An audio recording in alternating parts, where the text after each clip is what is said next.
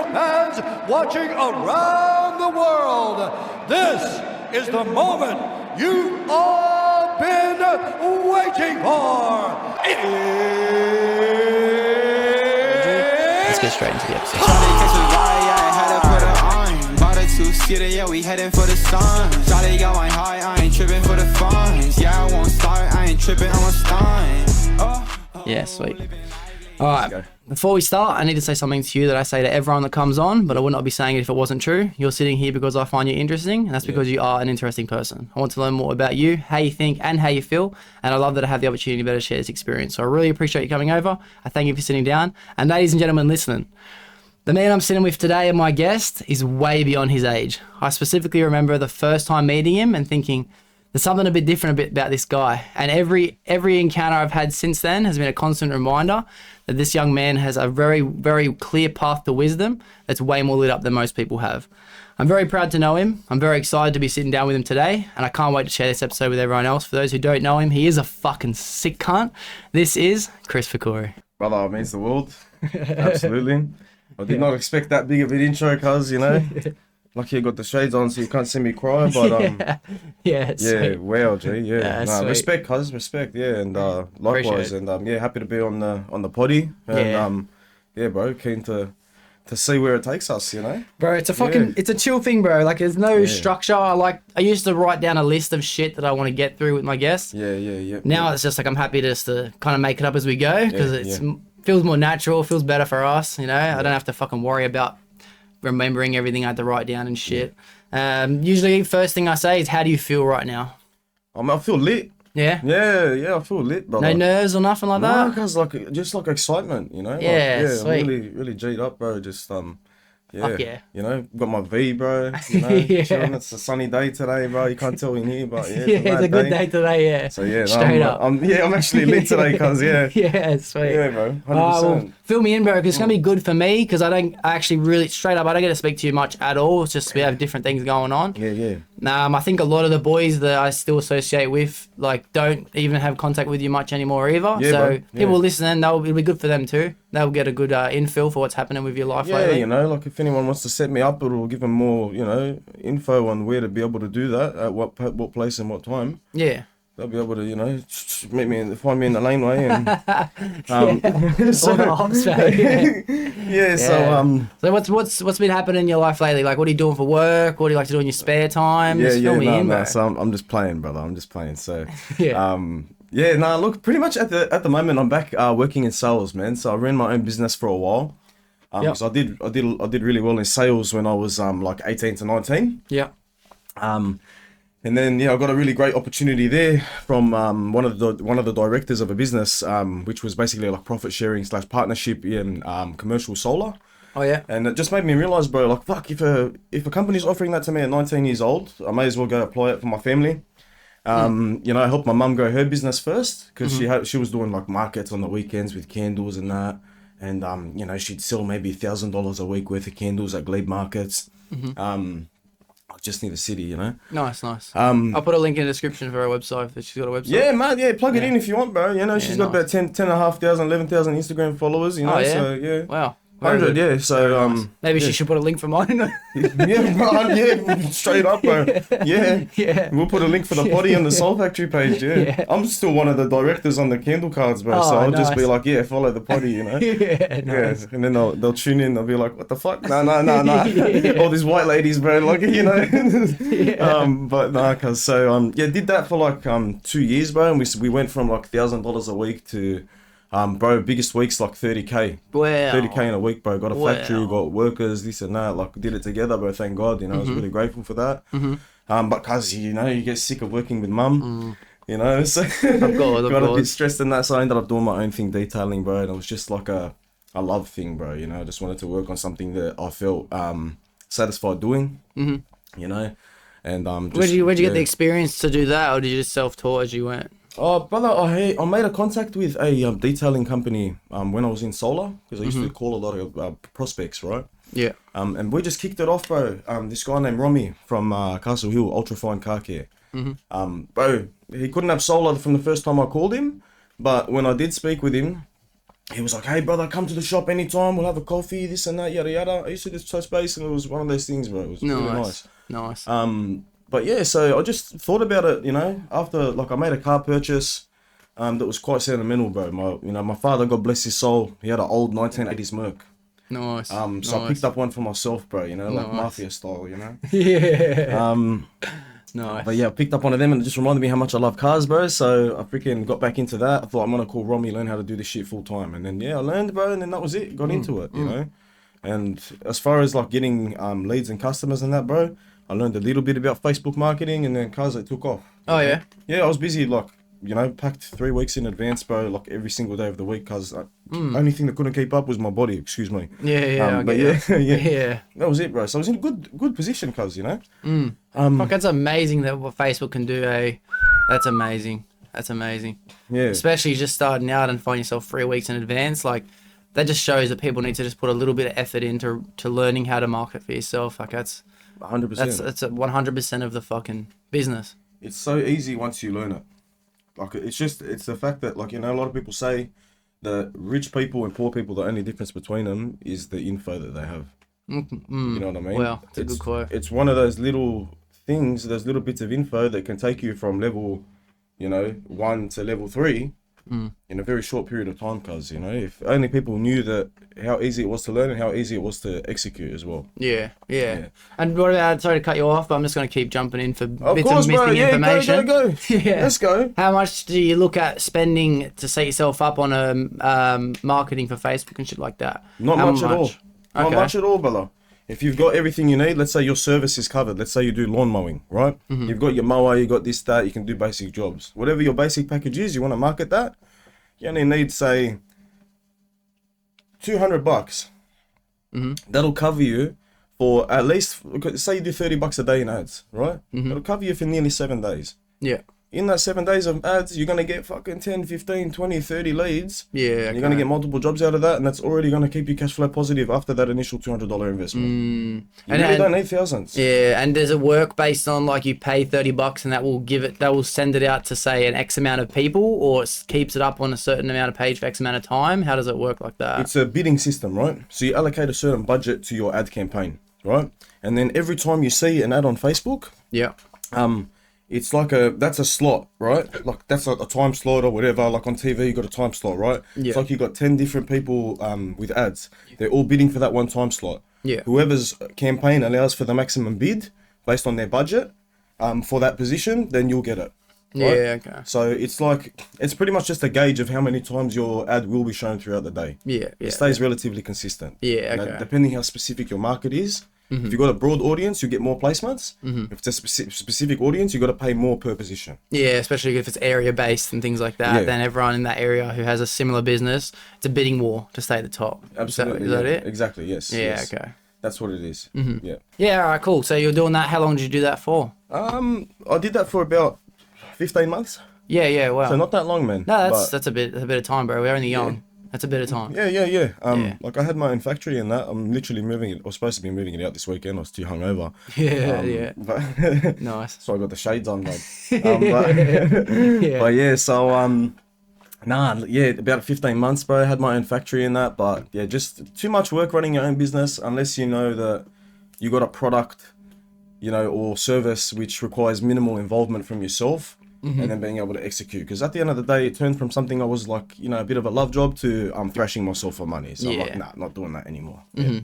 No, so you have a good balance then. You already have a good idea of how much you're willing to put in for investment return, because like realistically, that's the ultimate question, isn't it? How much time is your money worth? Absolutely. Yeah. Absolutely, man. I'm not good at figuring. I'm actually starting to figure it out, but I'm Yeah. only just starting to figure that out. Yeah, bro. It's all about quality of life at the end of the day, bro. You know, money just happens to be one of the things that enhances our quality of life. So it's just all different factors of quality of life that you got to evaluate at any time, you know? Yeah. So, you know? Well, I just learned, because I do night shift. The reason I do night shift is everyone listening has probably heard me say it, but it's like I have it that scheduled just so I can do the podcast whatever day of the week someone's free. Whether it's Monday, Wednesday, or Sunday, I don't have to go to work till night time, so I can find my sleep whenever I need to. Yeah, that's mad. And I've been taking opportunities in the daytime to do jobs for myself, subcontractor or cashies, anything like that. Absolutely, bro. Yeah. Because like I've got free time. It's in the day. I'll just I'll sleep the next day. You know what I mean? I'll sleep a couple of hours here, a couple of hours there. Yeah. But maybe since Anzac Day, so a month ago, I've really had to be like, no more day work, no more. Because I got to, it's weird because like I've always had overtime as an apprentice to a tradesman. So my body's used to working hard. I don't feel tired. I don't get tired. It may take me 20 hours, 24 hours before I start to get sleepy. Wow. But I learned this year that my internals must be fucking out. Because like I'd be working at night, completely awake, full of energy, ready to smash it out. But I got pains like coming from like the abdomen, coming from like the stomach, things like that. And I'm like fucking struggling where I have to go home. I feel you with that one, brother. And then it's like, what the fuck could this pain be? Yeah. I'm eating clean. I'm fucking shitting regularly. What is this? Yeah. Turns out I'm overworking my body. Yeah. So it's like cortisol in that. Kind of scary, you know? Yeah. So it's like, fuck, I can't feel the effects. So I have to start preemptively fucking taking measures to not overwork myself. Word up, bro. Because when you're not eating clean, this and that, you know something's up, bro. But if you're doing everything right, you feel good, then it's a bit of a spin out at that point, ain't you? You got to start looking at other things, taking guessing games. But since then, I felt more better than I ever have. Just sticking to my fucking night schedule. Good on you, bro. Respect, maximum respect for those who can, obviously yourself included, Jake, that can work to that level consistently and just grind and make it happen. Because whilst I can do that for short periods of time, bro, I end up burning out, man. I end up burning out for sure, you know. But it's forced me to think a bit smarter. Yeah. You know, that's good. Like the fact that I can't keep up physically has forced. I can in the gym, but not working long hours and shit, bro. You know, like. Well, that would be a factor as to that, because working in the gym, just say you're doing a 2-hour good session, bro, that could account for an 8-hour shift. You know what I mean? It's the same amount of energy being burned, things like that. Yeah. So I don't train at the moment. That's why it's been easy to work. Because like I'll just replace it with that. Straight up. If I'm training, I'm not working. That's fucking one or the other. Yeah. That's why I'm not training, because I'm working, bro. Yeah. Straight up. I feel ya. Straight up. 15 months, that's a good time. Did you enjoy it, bro? Did you enjoy the entire 15 months? Detailing was amazing, bro. I'd be in the factory with my shirt off, polishing cars, listening to the game on fucking, you know, on the sound bar and the sub and that, bro. Like, it was lush, bro. It's like your own creation, bro. You know, your dream, you're making it happen. Nice. That was hectic, bro. The only thing is, cause it was just too much on my back and my neck and stuff. You know, I was told that I fractured my neck, bro, and I never realized, you know, I explained a bit of back pain and all that kind of stuff. And just the chemicals and that, bro, like a few things that started getting on my head, like on my nerves. And I'm like, this would be sick, bro, but it would have been sick if I had 100 G's behind it to start it up and do everything full lush and have employees and that, so I can take time off. Yeah. But, you know, it was still mad for something that, you know, you put 5-10 G's in and you're like, mad. Like, now I've got a little dream job happening, you know, making, you know, a few G's a week or whatever. Yeah. But you got expenses, you got headaches, bro, this and that. You know, you're stressed, you're spending $250 a day on Cali packs, you know. You're writing them off as a business expense. Bro, it's like, sometimes you can make less money, bro, but you won't spend as much because you're not as stressed. I'll just say that, bro. I feel you. Yeah, that's mad. Desperate times call for desperate measures, as they say. No, but that's really cool, bro. I like that. And to be honest, you're already backing up what I said about you in the intro, where it's like you are just ahead of your age. It's a weird thing as an observer watching, you know what I mean? Because it's like I hear wisdom when you speak, which is weird because I know how old are you? 22.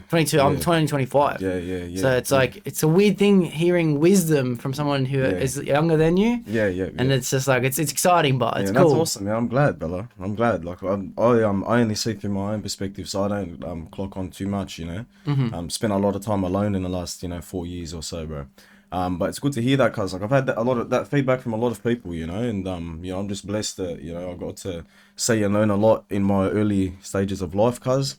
And just carried with me, bro. I was sort of forced to adapt to situations that you needed a high amount of understanding to comprehend as a child. And it just carried with me through life to sort of think on a higher level, because it was a necessity at the time when I was younger, just around the environment I was in, and things I was exposed to, It's weird how you don't have this conversation a little bit on the podcast, especially with like people who have had to go through, or not everyone does have to go through shit stuff, right? Straight up, everyone does.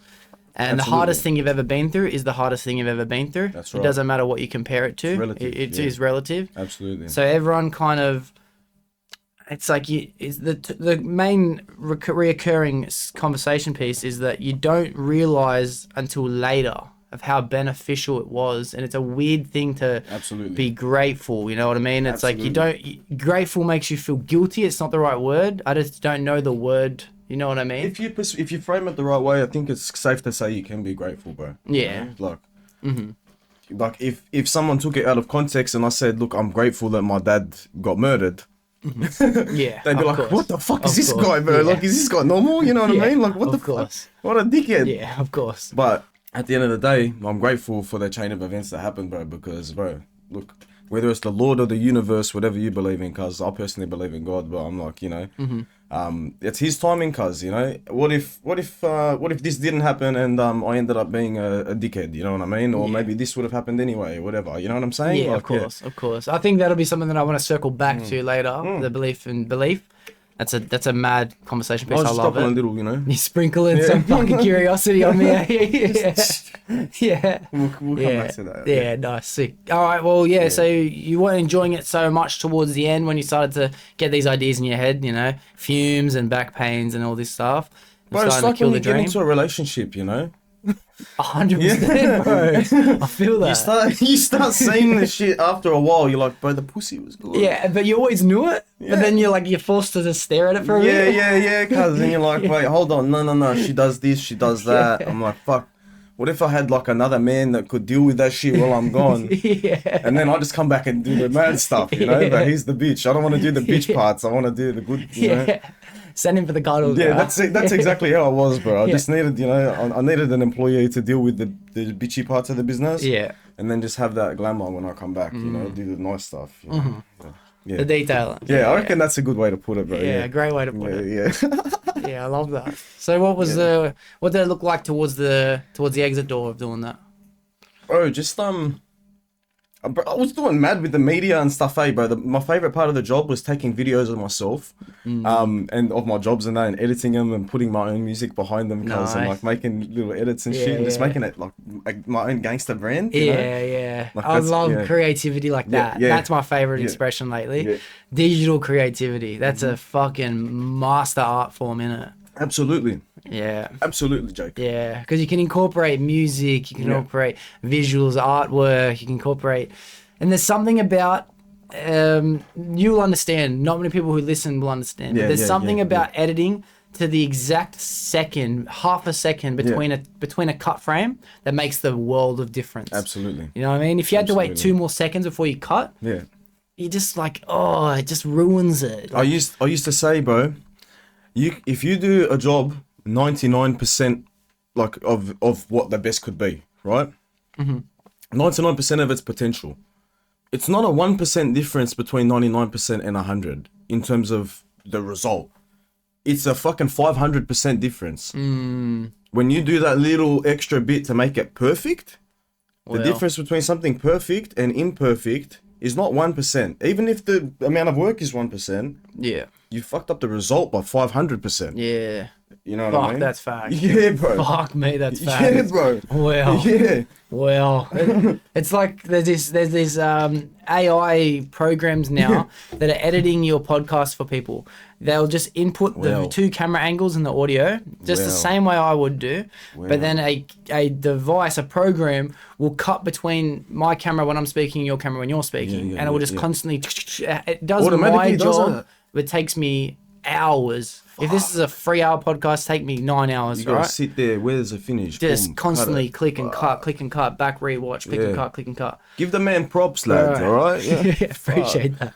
But this thing will do it in a minute. Yeah. But it loses that touch of like, let's just have me laughing for half of it, you laughing for the other half, and then cut back real quick. Things like this. Like, no program can do what I want to do in my head. So I'd rather spend whatever time it takes. It's going to take me 1,000 times longer. That's worth it for me. The result 100%. Is more than 1,000 times better. 100%. So I feel your life, feel your that. dream, cuz You manufacture your dream. Don't let the AI do its fucking dream, bro. It's gonna take over the world and shit. Yeah. Let's keep it away from my podcast. Yeah, You know what I mean? straight up respect, cuz. Yeah. I'll dap you up. You're too far, bro. I'll smash over the mic and that. Yeah. All right. So then let's go back to what did it look like towards the end, and what were you thinking about doing after, things like that? Yeah, look, I was basically thinking about selling my body and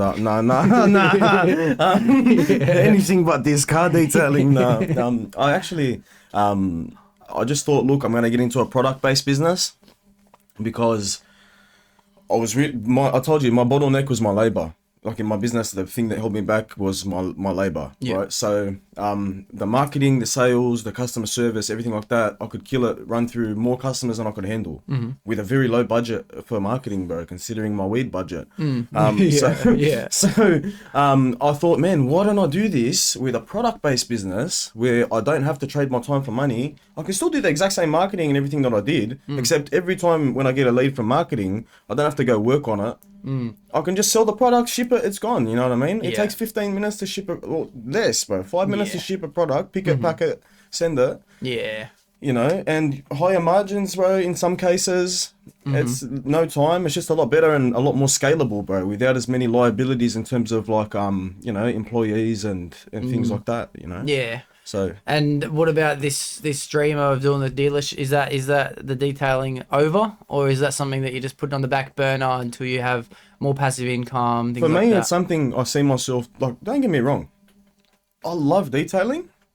Like, every time I do it, it makes me smile. You know? Yeah, nice. You know, get the water in the bucket. I feel like I'm at the beach, lad. I'm like, yeah, this, that. You know, it's summer vibes, bro.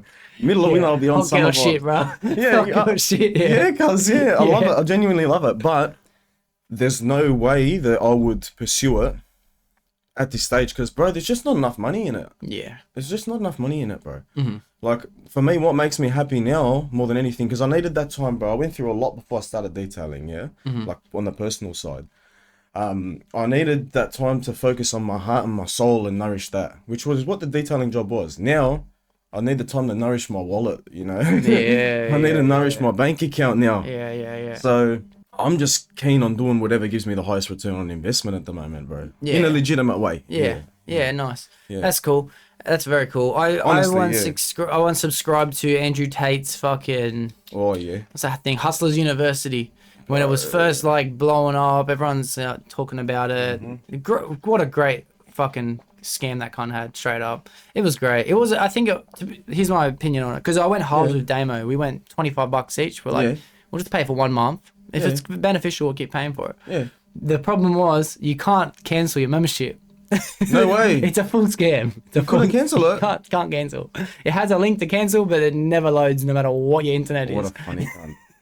What a funny cunt, He bro. preaches like, you think it's impressive that I've got 350,000 subscribers, I think he had at one point. How do you think impressive it is that they come back every month? But it's a scam, that's why. I ended up cancelling my card after that first month anyway. Well. Like, it wasn't the worst thing, because I got to get rid of all this other shit I had fucking going anyway. Yeah.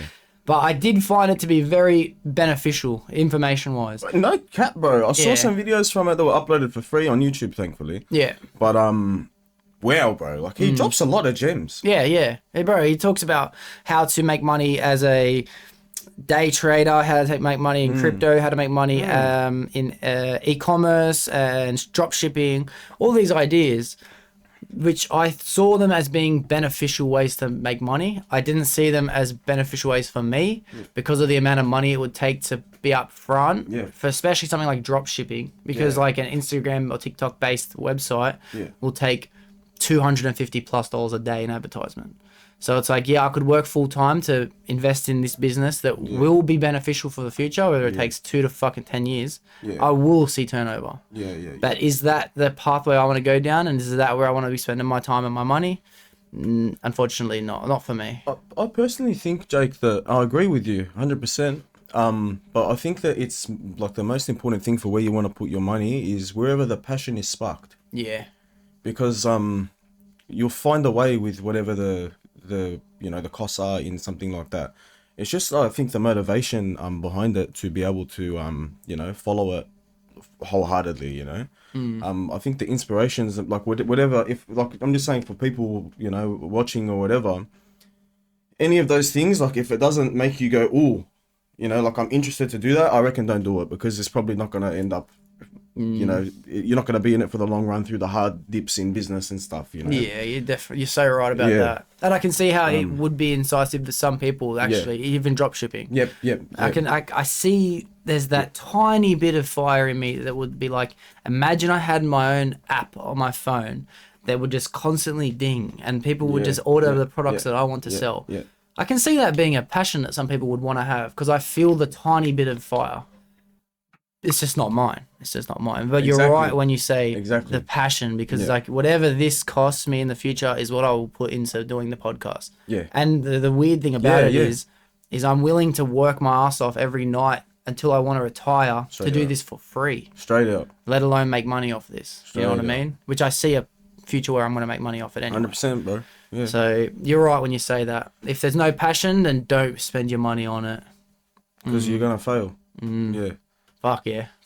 Yeah, cuz like I was in year 11, bro, you know, and for those like, you know, for those watching, I used to get like straight A's in school without studying, you know. I used to rock up to people in advanced English in year 11 who had studied, and they said, "Hey, are you ready for the exam this morning?" I'm like, "What exam?"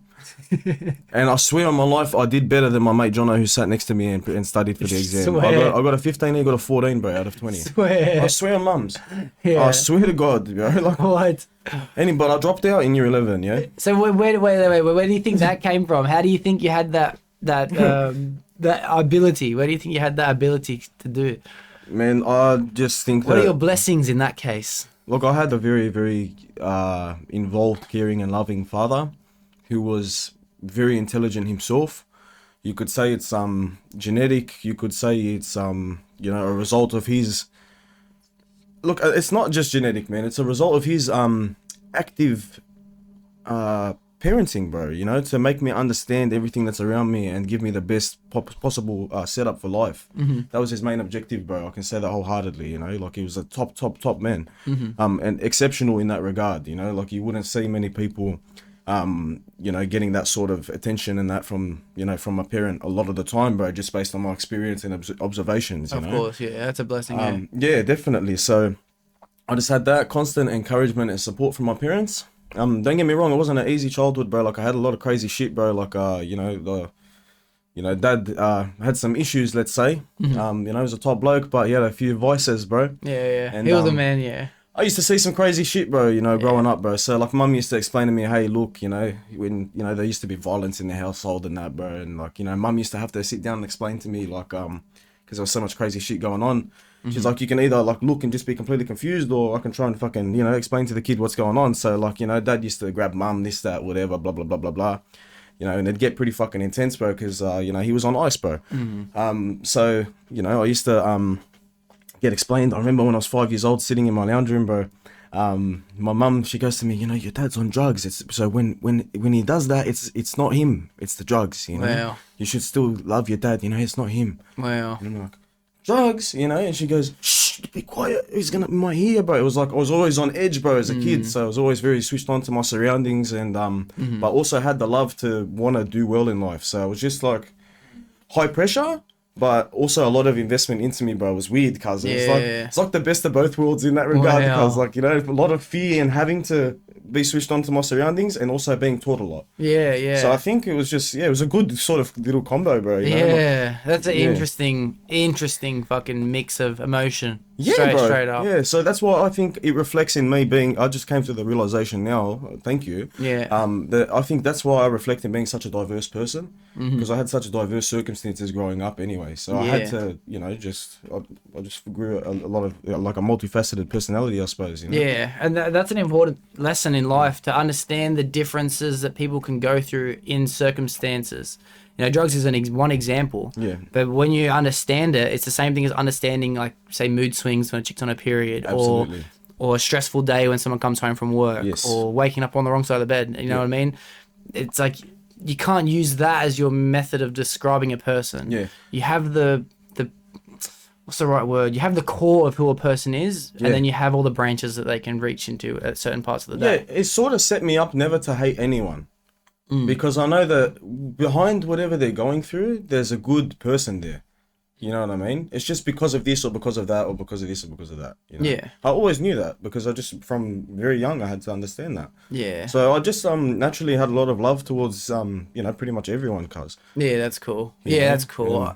Yeah. I think, I don't know if I ever learned that. Yeah. But you can say I kind of did.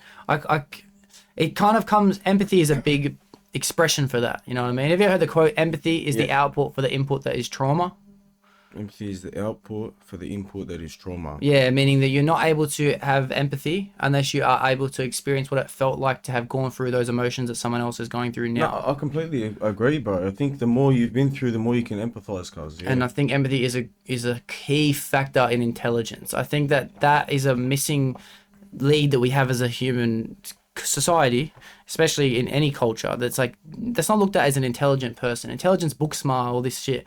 But understanding on how someone else is feeling emotionally, that's intelligence at its max. And you can use that to be just as beneficial in any way as you could be from having a photographic memory.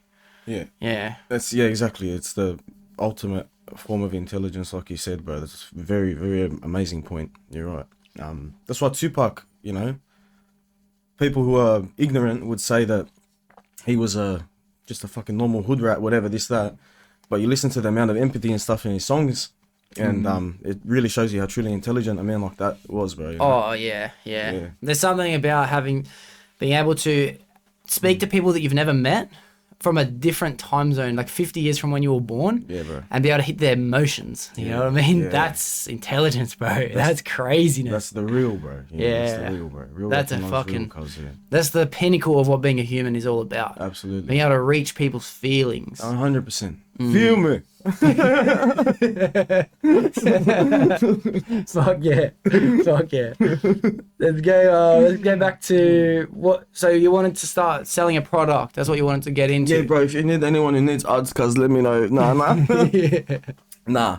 There's a few things I'm considering. It's all in the brainstorming stages at this stage. Mm-hmm. But now I'm just working full time in sales, bro. Yeah. Back in the sales game.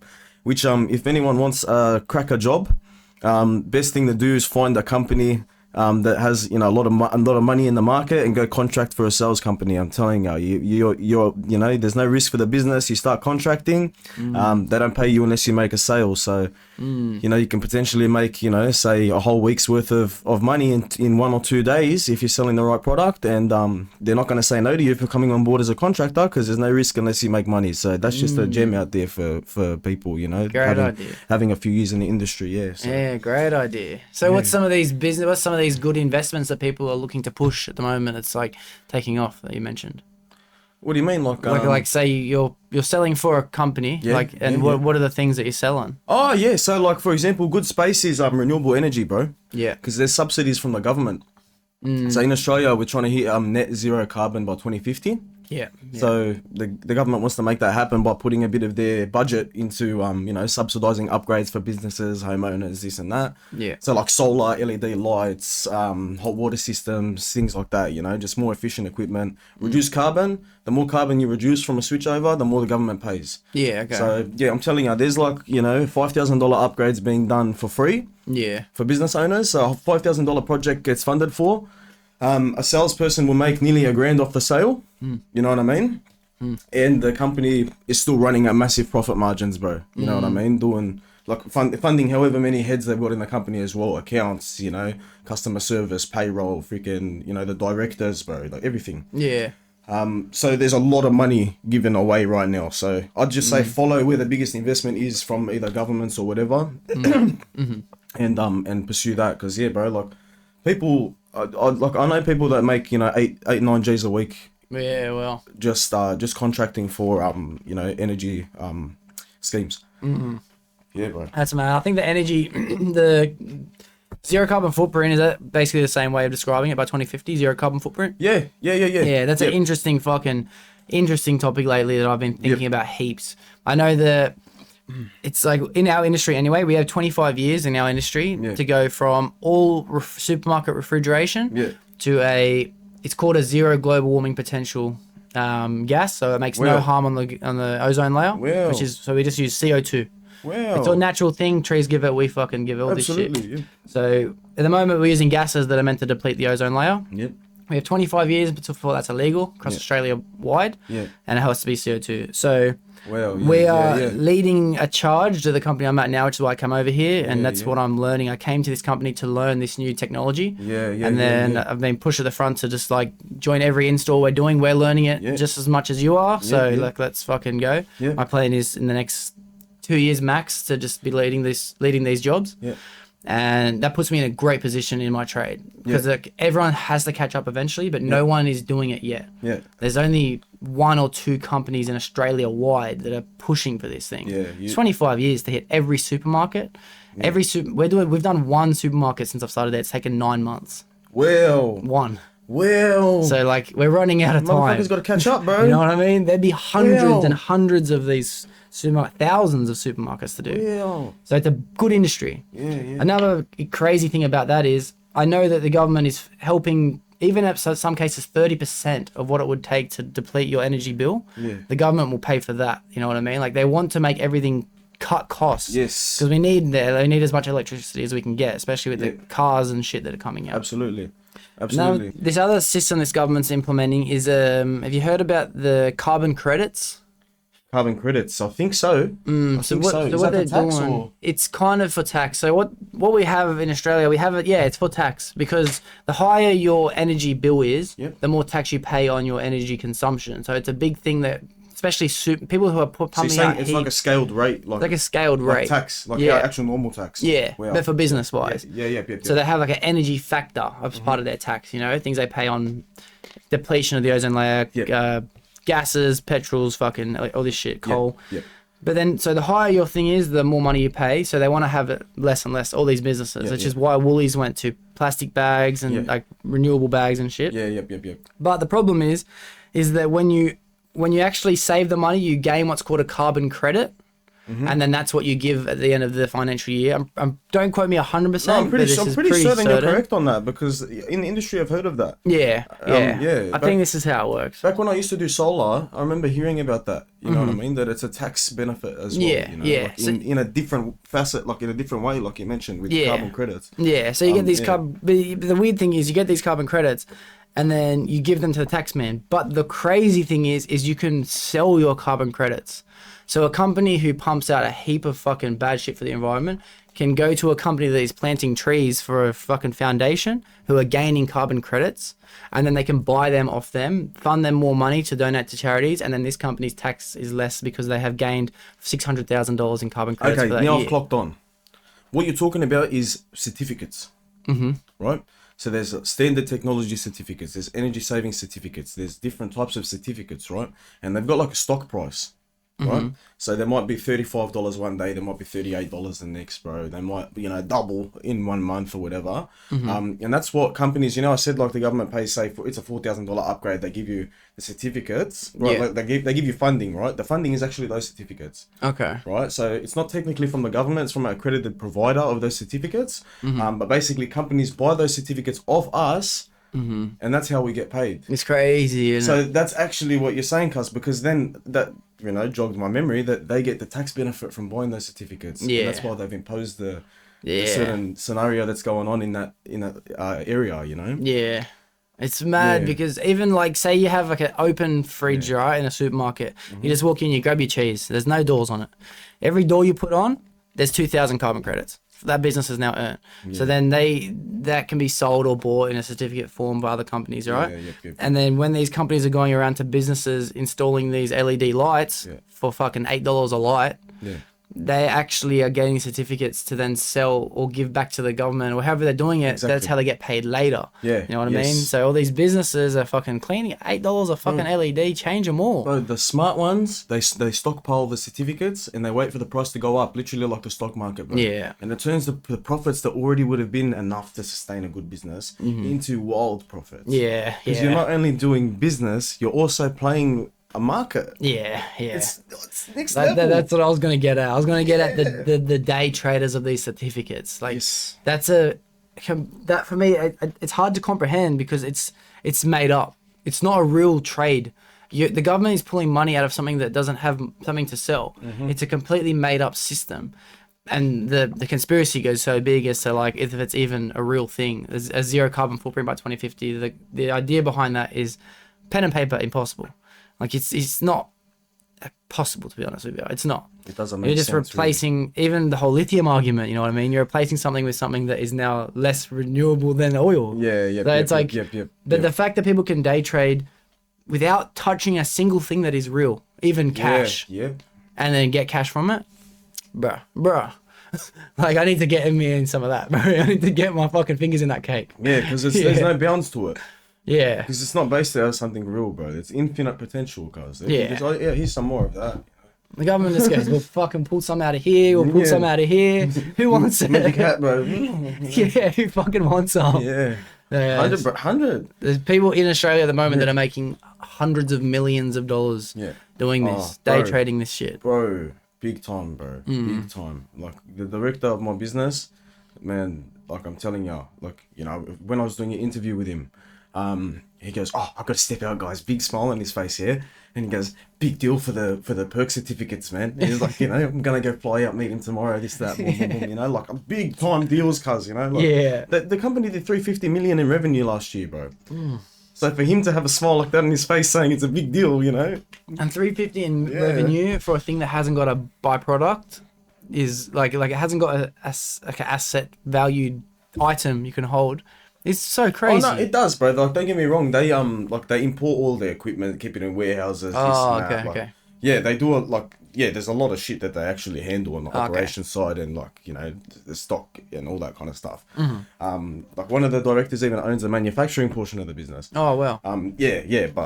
But just part of the job is just the payment of the job is intangible. Yeah, You know what I mean? yeah. But the stuff they do is, you know, cost money, this and that, like resources, all that kind of shit. Yeah, okay. But still, imagine even making 1% a year on a $350 million turnover. 1%. Loving life. And they reckon that a business wouldn't even be self-sustainable if it wasn't making at least 11%. 7% at its I'm worst. telling you, bro, there's only 100 employees in a $350 million a year company. 100 employees.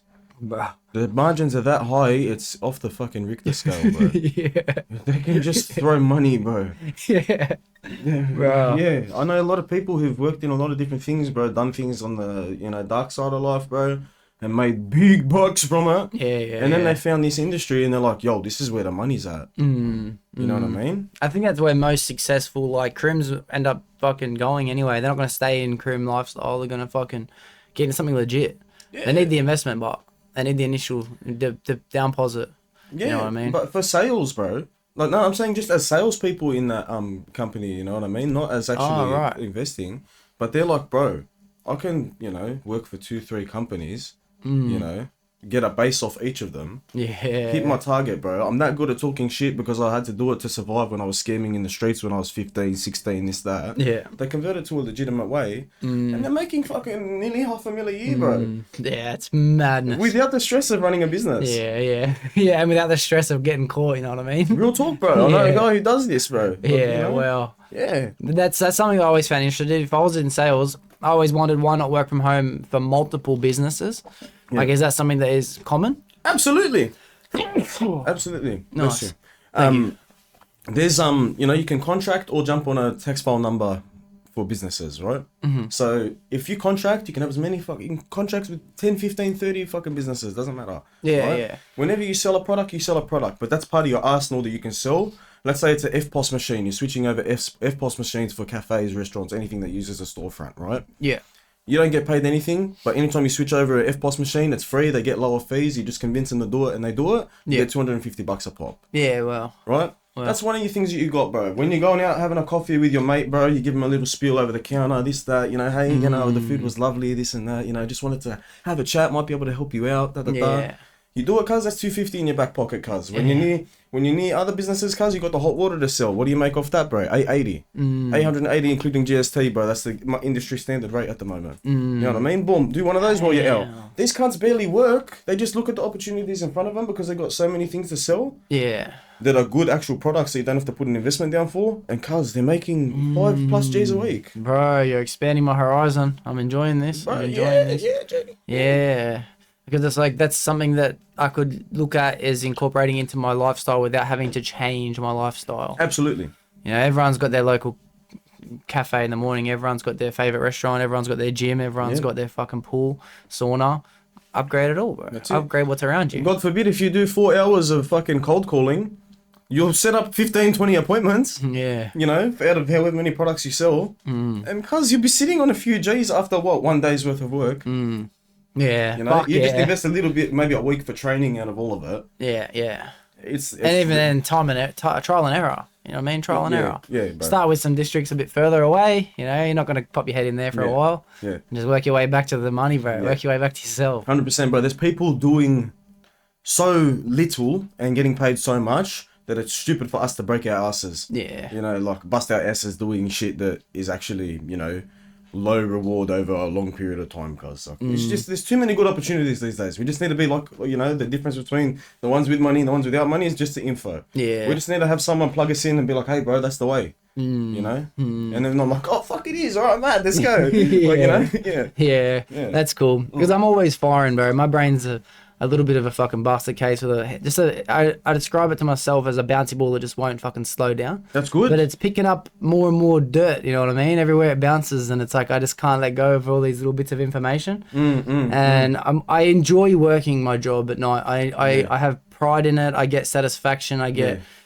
there's something about completing something to my perfection, not someone else's perfection, that I take pride in. Absolutely. And that alone would keep me in the trade for another 10 years. Fucking oath. But like I still got more time outside of that. There is more time. Yeah, so I'm always trying to think of a little profit flippable business, you know what I mean? Little things though. My brain's stuck on still things like jumpers, fucking, you know, key rings, fucking just the mundane shit, you know? Yeah, I feel you. Yeah. No, I feel you. But yeah, with like the trades and that, bro, like I respect that to the top level, bro. Because you're actually, it's like an art, bro, you know? First of all, like people don't really talk as much about the art side of a trade, bro. Like after you become that good at it, it is like an art. Yeah. You know what I mean? And it's something that is never gonna go away, bro. If you want stability in life, you have that with you.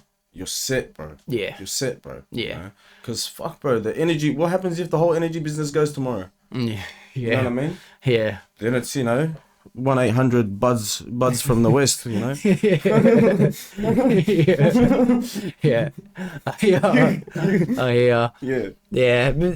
But there's something about trades that I find satisfying. It really is, and it takes a while. It takes perseverance. It takes like just sucking it up for a very long time. But mind you, there's some trades that I think to myself like I couldn't have ever completed a trade like that. Oh, concrete, bro. Oh yeah, anything that's hard labor, mundane shit like that, bro. Bro, the fucking 6 meter boards, bro, carrying them up slopes and that, bro, 2 at a time, bro. Fuck that. 1 day was enough.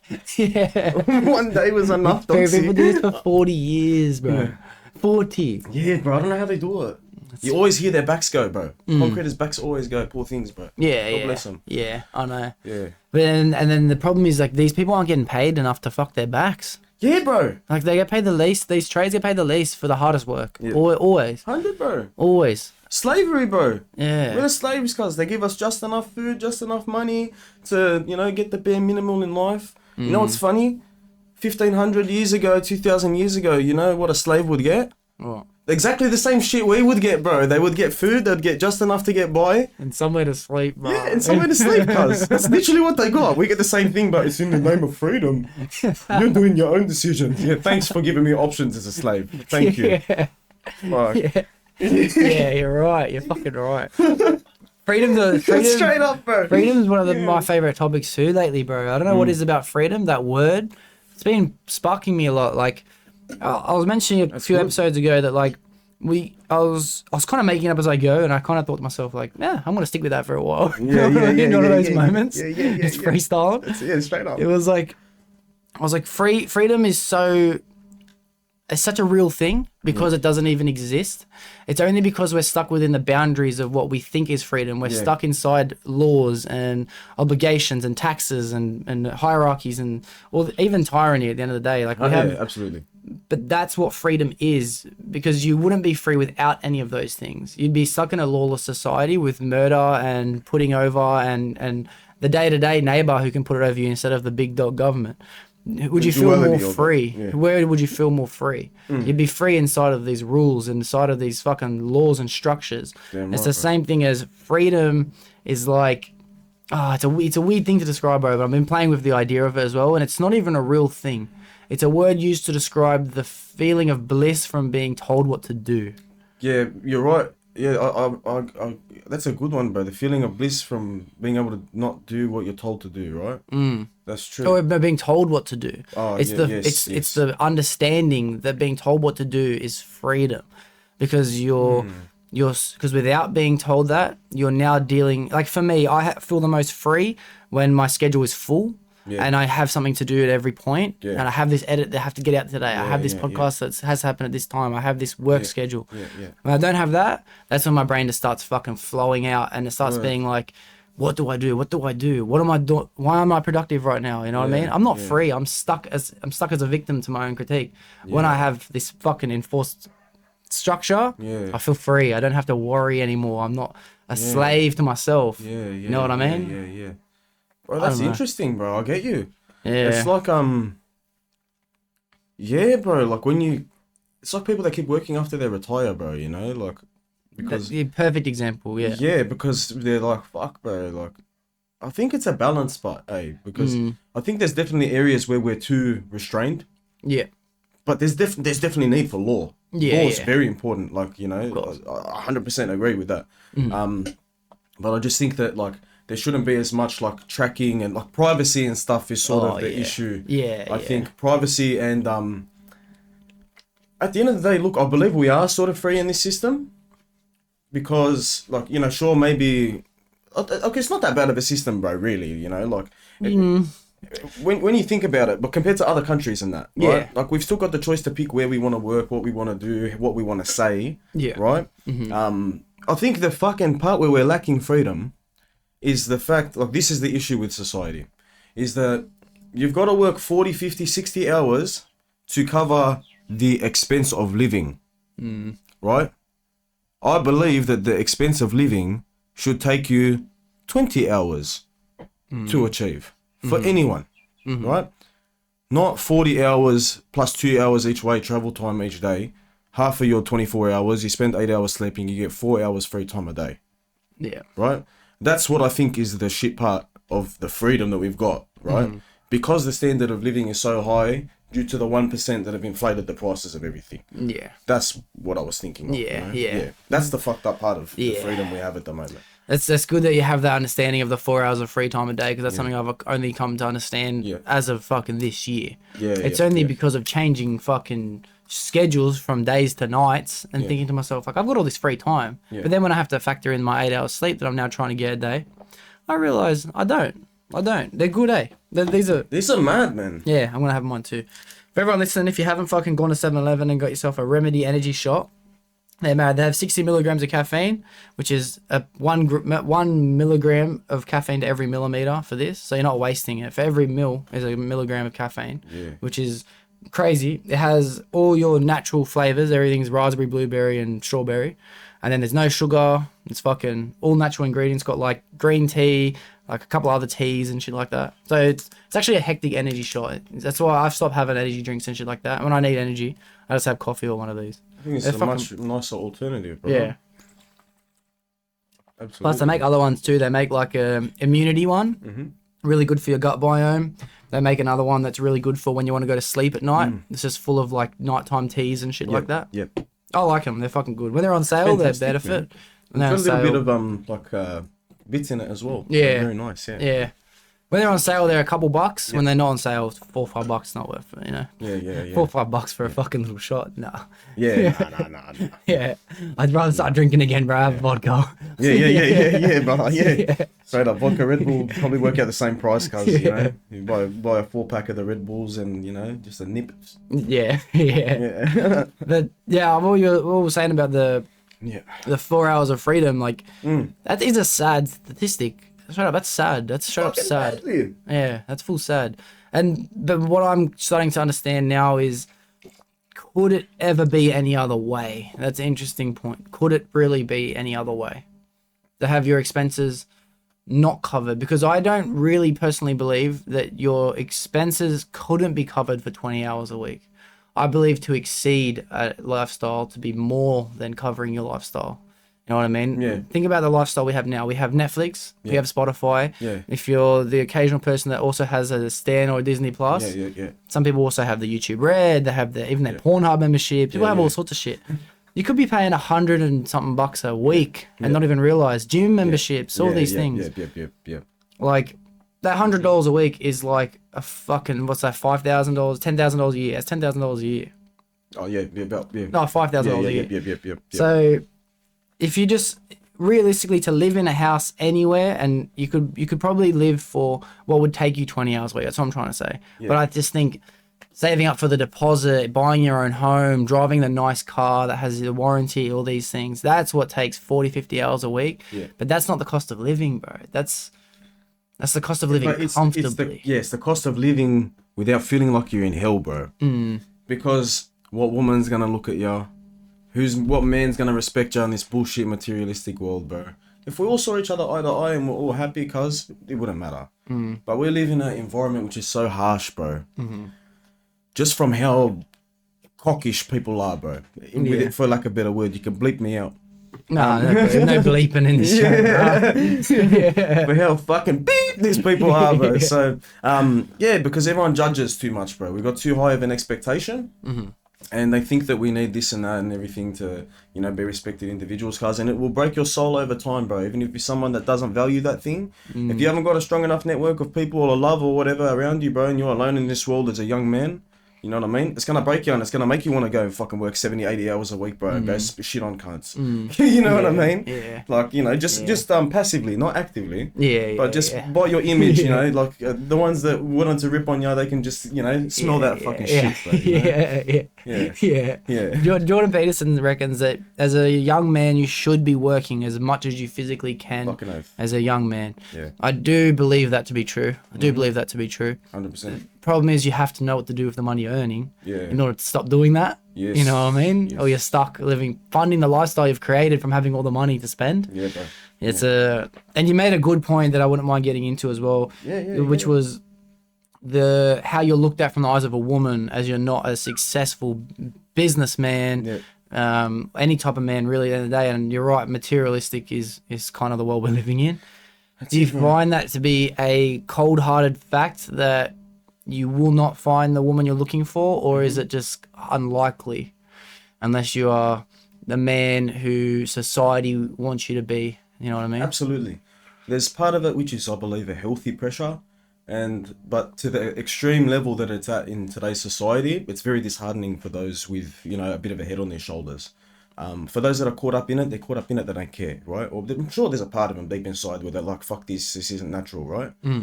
Women these days, I'd say about, 80%, 90% of accessible women, right?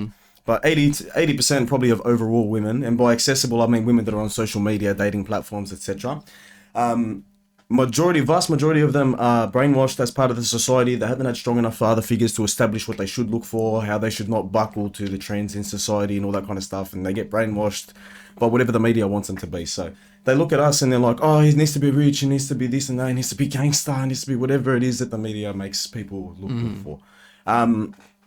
Unfortunately, it's all bullcrap, and entering a relationship on that premise means it's going to turn to shit eventually, So if you're trying to get rich in that, or, become staunch or whatever the fuck it is, bro, for all these stupid fucking reasons, then you're going to fail. You're setting yourself up for failure. But if you're doing it just to, just get listened to and be respected, like, of course you can just sit back and let the clowns have the circus, bro. But if you actually want to have an impact and have a life that's not the result of stupid people judging you, then you need to establish your dominance, by ways that they can measure, because if I walk into a different culture, bro, like here, if you're a fat cunt, you're like, bro, what the fuck, bro, go lose some weight. If I go to China as a fat cunt, they're going to love me. Yeah, they're going to be like, wow, success. I need to appeal to them, or we need to appeal to them in their gauges of success, their measures, in order to get heard. Yeah. Even though it doesn't matter to us. Money doesn't matter. Fucking a whole bunch of of a solid cunt, whatever this that doesn't matter. But if you want these people not to fuck up your life, you have to achieve their respect in their way. Yeah. Just so it's not a burn for you, you know, just to deal with that. Yeah. It's a fucking interesting thing, especially like Delvin mentioned a really good quote to me once, and it was that women are meant to enter your life to teach you something that you didn't know. Yeah. And each one that you meet could be a different level in which you need to evolve. I find that to be very, very true. You don't necessarily need to evolve to find the woman, but the woman can remind you of what you're lacking, which is an interesting balance. Again, it's all about balance, as you were saying before.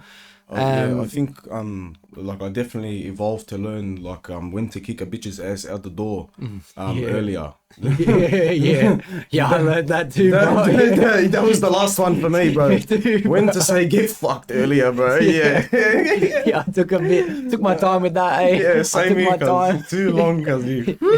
Yeah, but there's those moments where you're like, you were saying before, but the sex was good, bro. Yeah. But exactly, bro. They get the power of the pussy, cause don't underestimate it. It's real, bro. It's real. Oh, bro, it's real. This shit's fucked up. Yeah, it'll change the world, bro. A good pussy could take over the whole world. You think she's the maddest woman in the world, and then 6 months later, you're like, wait, what the fuck did you do to me, dog? How the fuck I didn't even realize. You fucked it up for all of us. Yeah, bro. Yeah. Look at me with this fucking mental breakdown. Yeah. You're paying for rehab. Yeah. But I think it's a hard thing for me to come to terms with. I journal a lot. I try to anyway. Nice. And one of mine is I have multiple ones. One would be for my daily recount. Yep. Feelings for the day, what I got up to, just basic shit. Very, very easy. Yeah. Today I fucking went to the shops. Bullshit. You know what I mean? It felt good to fucking have a fucking vlog, whatever. Okay, nice, yeah. One of them would be work. Yeah. One would be for exercise, one would be for this, that. But one's just for breaking down anything. It's breakdown. Wow. So one would be to dive deep into the word of fucking emotions, see what that's about. One might be how to feel about relationships, there's different kind of entries. Yeah. And one thing I'm trying to wrap my head around is, unfortunately, it is a fucking lifestyle that we're all living in where you have to become someone else's idea of successful, not your own. But the more I'm talking to people, and I think the thing that we're lacking as a society is that everyone has their own version of successful. And just because someone isn't working, the amount of time I'm working, doesn't mean that I should judge them for not working as much. They've just found something else that they're involved in passionately. Yeah. And that's what we're missing, bro. There might be a guy who's only working 20 hours a week, but he spends 40 hours a week driving his go-kart as fast as he can around the track. Yeah. That guy is just as successful as the guy who's working 60 hours a week. Yeah. There's no difference. It's how you're spending your time. I think we kind of need that judgment factor for people who are wasting time. Yeah. And wasting time is doing nothing. Yeah. You know what I mean? Video games is even something passionate, bro. Yeah. Like straight up, you can judge someone who sits home and plays video games all day. But it should be out of a place. Happy. It should be out of a place of love, bro. Yeah. Whereas a lot of people do it in condemnation. Should be in love, bro. That's the issue with society. You know what I mean, bro? Yeah. And I think that it's hard not being a woman, but just having your idea of what it is to be a woman. Yeah. Picking a man who is super successful in one path over another, it limits the potential of all these people finding successful relationships, which I think is probably the most important thing that I can think of in life at the moment. A successful relationship has to be. What could be better? What could be better than that? I can't think of anything better. It's our meaning of life, bro, to procreate. Yeah. And create a nice family, bro, in my humble opinion. Yeah. And you can't lie, fucking being in a happy relationship, it's the best. It's the best. You start to create your own fucking excuses and reasons why you want to get out of it and shit, but that's completely fine. Those moments in the beginning especially, they're bliss. Yeah. That's complete bliss. Yeah, straight up. I'm going to refer to Andrew Tate again because I mentioned him before, but he says... Yeah, that top G. Yeah, the top G, I agree. But he says, if you spend your life chasing a butterfly, then you'll spend your entire day wasting your energy trying to catch it. And as soon as you turn around and open your hands, it'll fly away. That's an expression for chasing women. But if you build the most successful, beautiful garden that's ever been created, all the butterflies will come to you. And I think that Hallelujah, bro. is almost the perfect quote. That's a fucking oath, bro. That had me shook, bro. I just got a little bit of goosebumps in that, man. Like, Yeah. The thing that I'm more inclined to would be, I compare it to, say, penguins in mating season, how they'll go out and they'll collect all the pebbles. Yeah. And then they know that the women penguins love them. So whoever has the most beautiful, attractive mountain of pebbles will be the bearer of their children. That's right, yeah. So that's the reason for these penguins doing it. The only difference is I like pebbles. I'm not doing it for the woman. I'm collecting the pebbles because I want the pebbles. Exactly. So if the women want the pebbles, they know where to come find them. That's it. Like, I think that's a pretty good explanation for what I think that we're lacking in society. Like, absolutely, it's stressful. It's stressful. Like, I've had that lifestyle of wanting to be impressive. Yeah. But it's just fucking it's bro. too hard, bro. I couldn't give a fuck. I straight up couldn't give a fuck. I'm trying for something I couldn't give a fuck about. Hard, bro. Hard, cuz it's the worst. Yeah. Fuck, what the fuck? At what cost, bro? At what cost, bro? Nothing can take my happiness away, bro. I'll do it my way, bro. Yeah. Sometimes we gotta bite the bullet a little bit, you know, momentarily throughout parts of our day for work, this and that, whatever. You know, we gotta, you know, change our persona, be a bit of a chameleon. Yeah. You know, but fuck, it'd be nice if we could just, you know, all sit down and be real all day, you know. Like, And I think the long format conversations is the thing we're missing. Because when I used to do that, bro, when I used to sit down and be real all day, let me just tell ya, fucking very few people liked me, bro. What? They went in droves, because they couldn't handle it, bro. Like, this cunt has no, he's just talking too much real shit. I can't handle it, bro. Because everyone's stuck in the day-to-day, bro, you know, just trying to get through, doing what they got to do. Yeah. I was just straight exposing everyone with every conversation, bro. They're like, bro, this cunt's nuts, bro. Like, get him away from me, bro. I feel like exposed. Like, yeah, bro, yeah. So you can't do that, bro. You got to have a balance. I wouldn't write that off as a you problem. I would write that off as a their problem. Oh, fucking oath, yeah. They all told me I was right, bro, but they made it out like I was the problem at the time, cuz I'll tell you that. Yeah. Shout out in the real that. ones who've been there, cuz, you know. Yeah. I'm interested in that, bro. Yeah. I'd rather have a real long format conversation of people being honest than this fake mentality that society has in at the moment. 100. I was out last night actually because, you know, Seth, he had a play last night. He was a lead act in a play. I knew it was going to be a great night. It was a fucking great experience to watch him do that. Yeah. Anyway, I went with one of my chick mates, Ashley. Shout out to Ashley. Yeah. She was hanging out with like some of my mates, and she was saying like, I never hang out with this kind of people because she's in the real estate world. You know what I mean? She's saying they're fucking so real. Like, it's so good to hang out with some real motherfuckers, you know, as opposed to this materialistic Instagram snapshot lifestyle. Like, it's so good to just have real motherfuckers, bro. Word up, bro. Yeah. Word up. Yeah. So I anything that I'm gonna live my life from now till I die will be about just being authentic to myself, bro. I'm not trying to fucking have a nice car. I still have that thing in my head, like, but I'm not passionate about cars. That's the problem. I couldn't care about cars. Yeah. I like an AMG would be hectic, bro. Imagine the sluts I could get an AMG. I can't shake that. It's in the back of my head, but I have to shut it off. Yeah. You know, like it's not real. It's not what I want to do. Yeah. It's like, and what I'm kind of leading into this question is like, what are you most passionate about in your life as to what you want more than anything? That's a great question, my brother. The thing I'm most passionate about in life, cuz, is family. You know, it's family, bro. 100%, you know. For me, in short, bro, just to have a family of my own, cuz, you know, with that love and understanding and that security and comfort that you feel from having that unit, that's the most important thing for me, brother. You know, nothing else matters. Once I have a son in my arms, bro, or daughter in my arms, the whole world is gonna disappear, bro. You know what I mean? Yeah. That's the thing for me, bro. You know, I just want that unit, absolutely, because the rest of it isn't real, like you said. So yeah. I feel that. Do you think that, this is something I've been thinking about too, do you think that it's important when you do have a family of your own with kids and things like this, not just like your immediate family that we have now, when you have your own children, I think it is so important to constantly maintain your friendships that you have with people around you, which I think that a lot of people forget when they have their own child and then the whole world disappears. I think you have to spend a shitload of time still maintaining friendships, because I think that will enforce a lot of wisdom into children, watching their parents have friendships and things like that, because I consider family to be anyone that I've spent a long period of time with, not just my blood. Yeah, 100. My grandfather's wife's kids, husband, and like there's no blood to me. Yeah. He's my family because I see him every Christmas. Absolutely. But there's no difference from the people that I've known since high school, people I've met since going to the gym. They're family. Okay. So I think kids, I'm with you. When I have kids, I think everyone better fucking watch out, straight up.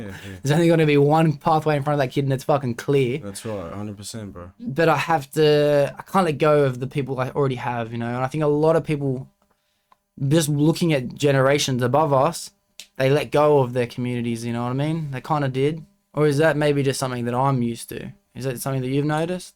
I think, look, like, my dad, for example, God bless his soul, bro. Like, the 2-3 real ones that he was like brothers with, they always stayed in the picture. Okay. They always stayed in the picture, bro. Because they were my family as well. Yeah, okay. You know what I mean? Yeah. Real talk, bro. Like, proper fucking family, bro. You know? And, but most people, I suppose they do. But you know what I think it comes down to is how genuine was the relationship to start with, bro. You know? If you gotta fucking force it with mates and that, you know, they're never gonna stick around, bro. They're never gonna stick around, bro. I believe no matter how long you don't water that plant for, cuz, you come back to it, it's still gonna be alive, bro, if the love is there. The love's gonna keep it alive more than the water. You know, that's how I feel, bro. But, I don't know, I've been burned by a lot of close people. Yeah. Like, a lot of close mates, this and that, burned in major ways, bro, you know? So I don't really have too high of a value for friendship at the moment. Okay. You know what I mean? Personally. Just because no one's really given me a reason to, bro. You know, because every time I start to invest in it, bro, they shit on it, you know? And so it's like, no, I don't really give a fuck anymore, bro, you know? I'm just heading down my path, bro. Because, every time I opened my heart to others in the past, bro, like, I seriously, almost without fail every time, because a lot of people say that, but I mean legitimately, you know, it's long stories and that, but, I just don't fucking give people that level of clearance into my life anymore, bro, you know? I feel like that ship has sailed. So I don't know what the future's going to look like, bro. I'm only young, and I'm, you know, like... Well, that's good that you have that understanding too, yeah. I don't know if potentially that will change and I'll find people that'll be with me through life, but for me now, it's just me, God, and people that are, you know, moving in the same direction. Yeah. And, you know, we can both go in the same direction together, but if you fuck me over, I'm not even gonna fucking flinch. You know what I mean? I'm not even gonna be affected in the littlest fucking bit, because I never considered you as someone with me from the start. You just go on the same way. Yeah, that's powerful. Yeah. I can't lie, that hits... I'm actually disagreeing, but I feel you. I felt that. I feel that, because there's a very good quote saying that some people are just meant to enter your life for seasons. Some friends are just for seasons. But I see seasons as something that comes around again and again and again. And I hear, because I am that person that is the one who reaches out. I'm the person that feels like in a lot of my friendships, I'm the one putting 100% of the effort. You do, bro. You do the extra effort for people, bro. You know, you bring people together, cuz. But I couldn't change it. And yeah, I understand what it's like to get fucked over too. And in that sense, I'm with you, because when you cut them out, you can't expect anything different. You have to have known from the beginning that's a possibility, which makes things easier. But I think that, I don't know. I don't have that muscle. I haven't got that muscle to be like, enough's enough. I'm sick of putting in effort for that friendship. I just don't know if it's a healthy muscle to hold on to or not. And I'm not sure. Not sure. Really, man. Yeah. I feel you. Look, it's different strokes for different folks, bro. You know, like I get where you're coming from as well. You know, it's like, for me, I'm a codependent. I'm a very codependent person. I'm not a lone person. I've never been that kind of person. I feel you. It's something that takes practice. That you've obviously, if you're comfortable being alone, you've obviously put in the work to be able to be comfortable in doing so. I spent about 3-4 years almost pretty much alone, cuz, you know. So yeah. And that's admirable, because I am not comfortable enough to be able to do that at this stage of my life. Yeah, me at this stage in my life, it's weird, because I used to like hang out a lot in that and always be around the boys in my younger years, right? But now I'm uncomfortable being around people. Okay. Yeah, Wow. I actually feel uncomfortable around people, and when I'm by myself, I'm like, yeah, mad. Yeah. Now Yeah. I'm always on edge around people, but just naturally, because you never know what their next move's gonna be, bro. This and that, but this is all shit like I'm aware of and working on, bro. To a certain, it's good to have a certain level, but I would like to definitely increase my comfortability around others, bro. Given the solitary nature of my life before, and just the shit that happened, trauma and whatnot, but yeah, bro, like, it's funny, bro, how it's like you're more comfortable with others, and I'm like peeking out around others, bro. When I'm hearing you, I'm like, well, I'd like to be able to put time into being more comfortable by myself. Yeah, I feel you know what I mean? I'm full feeling ya. Yeah, man. We're just on two different fucking sides of this thing, yeah, bro. Yeah. Fucking sick. Yeah, 100%. Sick. Yeah, respect, bro. And I did like that you mentioned that it's you. It's just you and your relationship with God as well, which was another good sprinkle to come back into that side of topic. And that's what would you describe? I'm not going to get too personal unless you're happy to talk about like. Bro, dig as deep as you like. Anything I don't want to say, I won't say. Yeah, all right, sweet. Because I think relationship with God is an important thing, but it also has to first come to an understanding of what do you think God is. God is the ultimate source of love, goodness, everything that is pure, right? If we have a child and all we feel immediately is a greater importance for that child's life than for our own, imagine God's, bro, if he's the infinite, right? Like, because obviously he's inherently infinite and omnipotent, etc. If he's the infinite and his main thing is love, right? Because, you wouldn't create something unless you had love for it, right? Then, brother, like, he's just the source of love, bro. We put too much pressure on ourselves, this and that. Like, look at the world we're living in, cuz.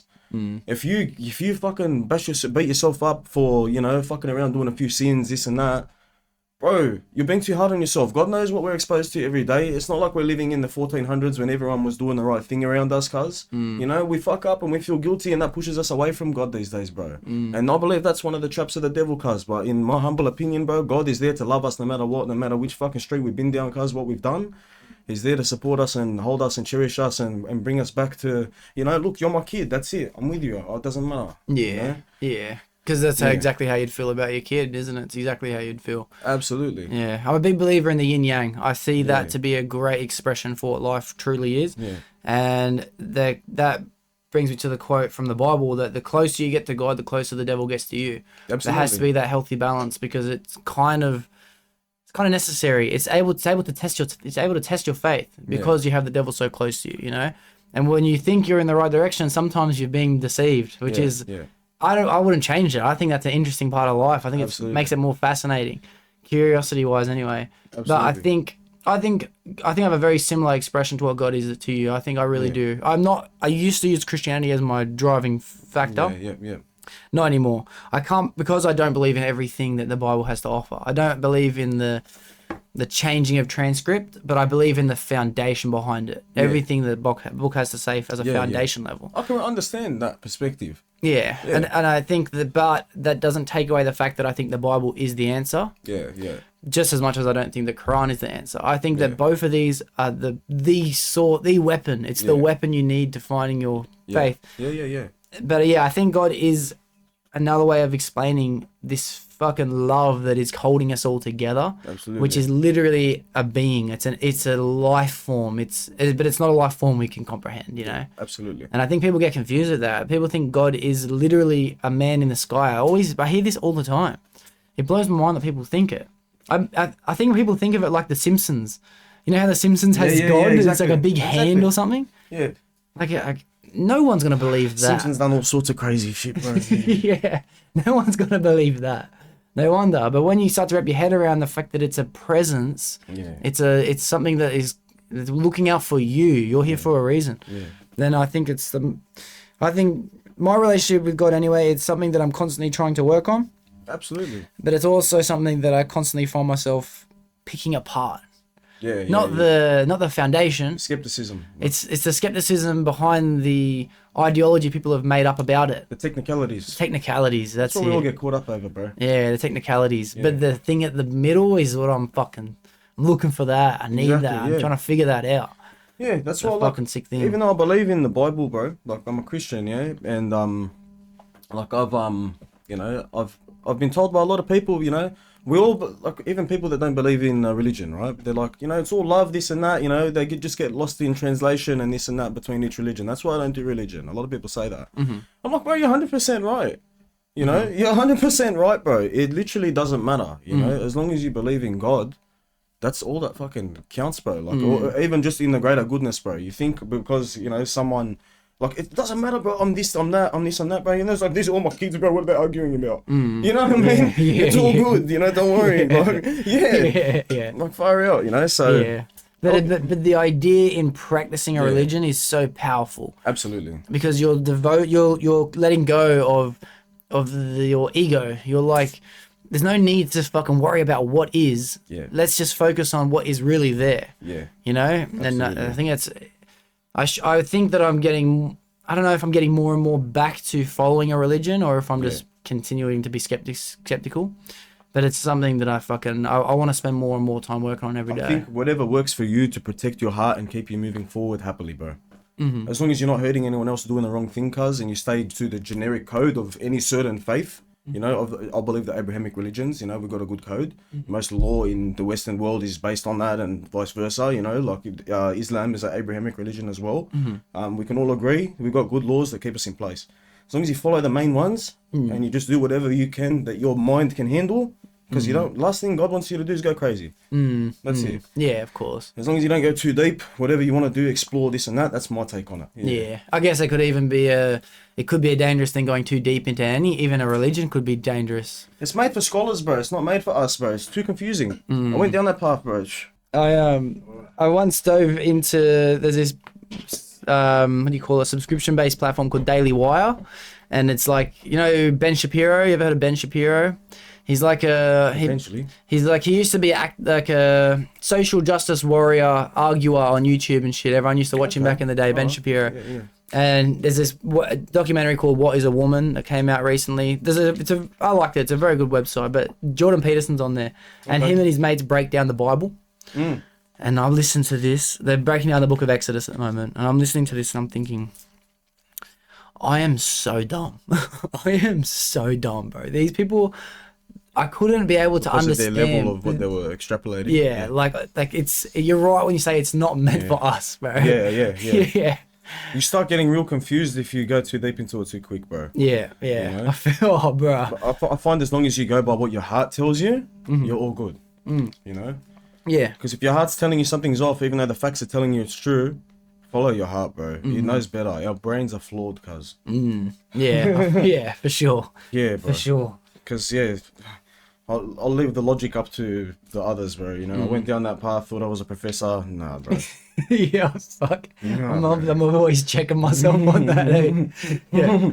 I even do it on this pod, bro. I'll watch myself back editing, and I'll watch myself figure some shit out, bro. Like about the afterlife or something. I'm watching myself go, bro. This is it. This is the fucking truth. And then I watch myself when I'm a camera guy like this. What am I talking about? What am I talking about? Who do I think I am, bro? Straight up. Yeah. What about your free time lately, bro? What have you been doing in your free time? My free time making music, bro. Yes. Bro, I've only recently heard one thing you've made with Del and Kel. Yeah. Slaps. Jeez, cousin. Bro. I loved it. That's my email name, by the way. Slaps, bro. Just, because what we make slaps, bro, you know? Yeah. Appreciate that, bro. Yeah, appreciate that. Just been doing that a lot, bro. You know, writing, you know, doing the repetitions and that. Because a lot of people, they'll just make music and release it, you know? For those who don't know, I've been rapping since I was in like year 8, year 9. I'm listening to Tupac since I was a baby, right? So technically, and in terms of my writing capability, man, like I'm no novice, you know?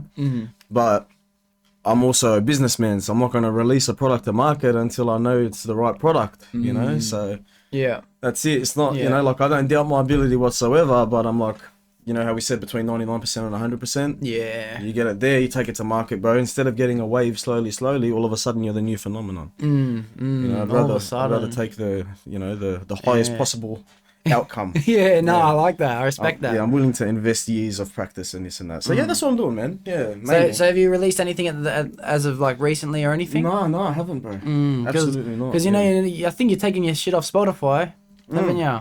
which was a big shame for me because I used to love pumping that, bro. Oh, you told me you did, bro. Yeah. You told me you did, cuz. And there was some streams on it, so they had to come from somewhere, though. So Yeah.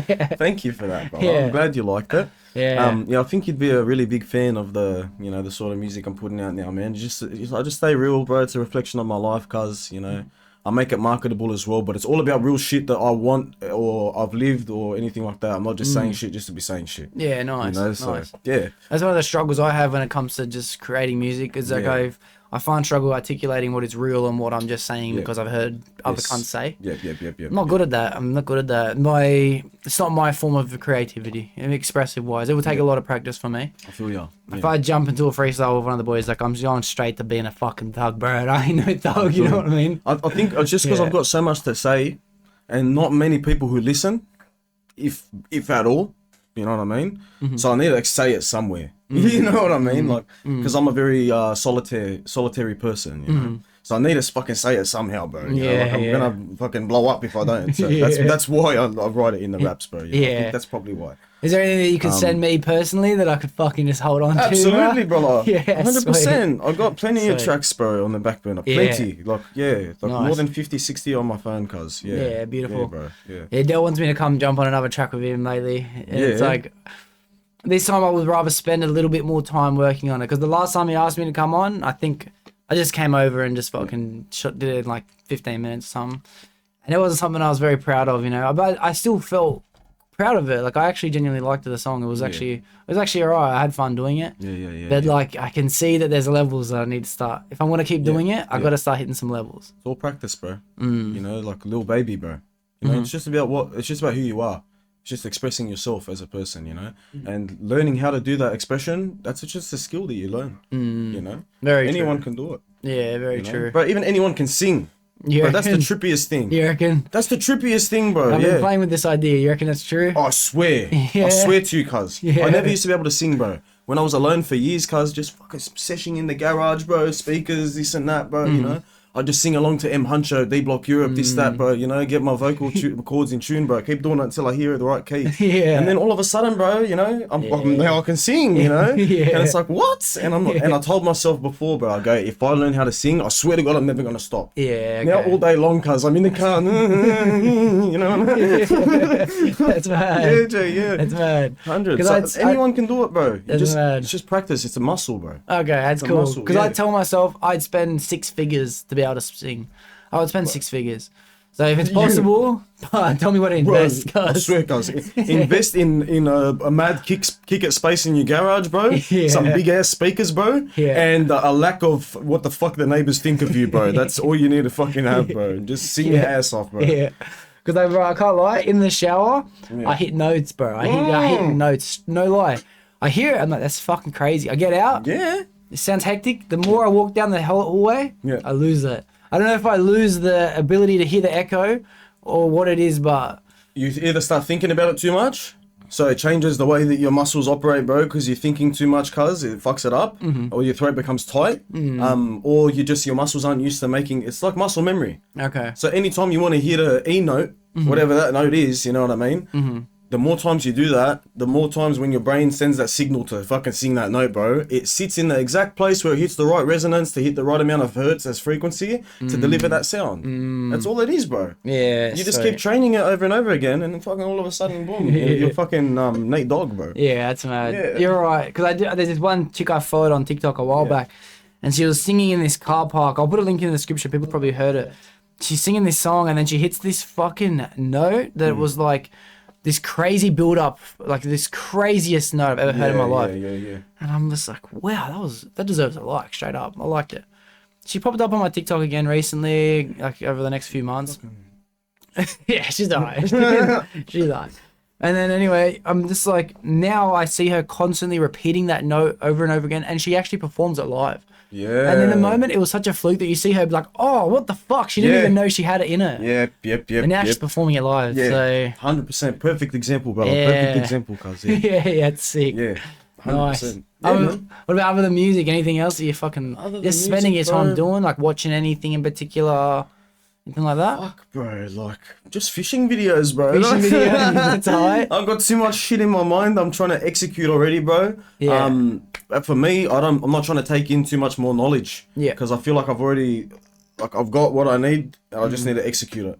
So I just try to fucking keep my brain dead whenever I'm not doing something productive. Yeah. You know, I'm not really looking on like podcasts and stuff like that, bro. You know, unless it's like an interview or something like for someone that I appreciate the person, I just want to know more about them. Yeah. But to get like general knowledge for like life and business and stuff or whatever, bro, I'm just not really focused on that at the moment, bro. Because it just does my fucking head in these days, bro. Like, I'm like, nah, I've done too much thinking. It's time for me to just do now, you know? Yeah, nice. Just general in life, bro. I just don't want to be thinking too much anymore.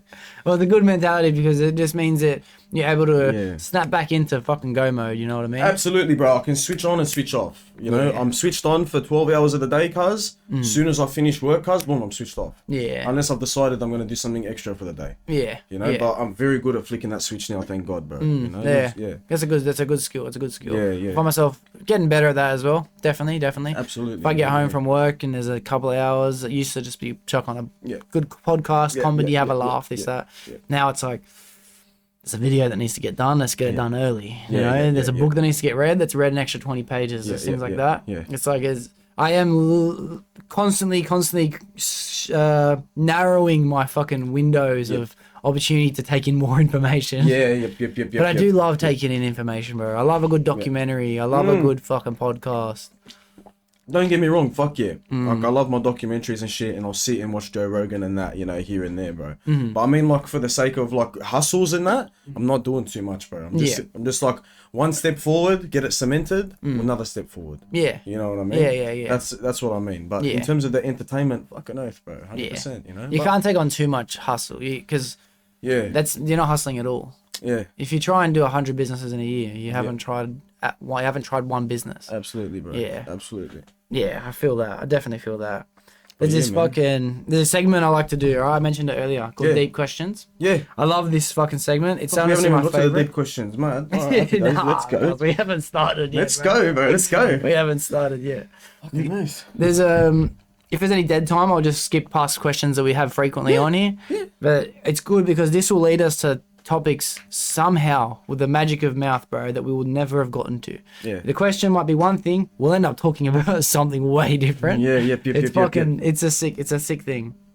Well, all right, what about this one? This is a little bit of a deep question, but when was the last time you met someone who eventually became a close friend? I don't have any close friends. Yeah, all right. Well, fair enough. I think it's a hard one to answer because you don't really know who's going to become a close friend. You know what I mean? Like, straight up. You consider, I don't know. We'll skip past that one. Hard question. I don't have any close friends. We'll skip past that one. What about this one? Actually, it was a good one. What is an insecurity that you've overcome? My abnormally large penis.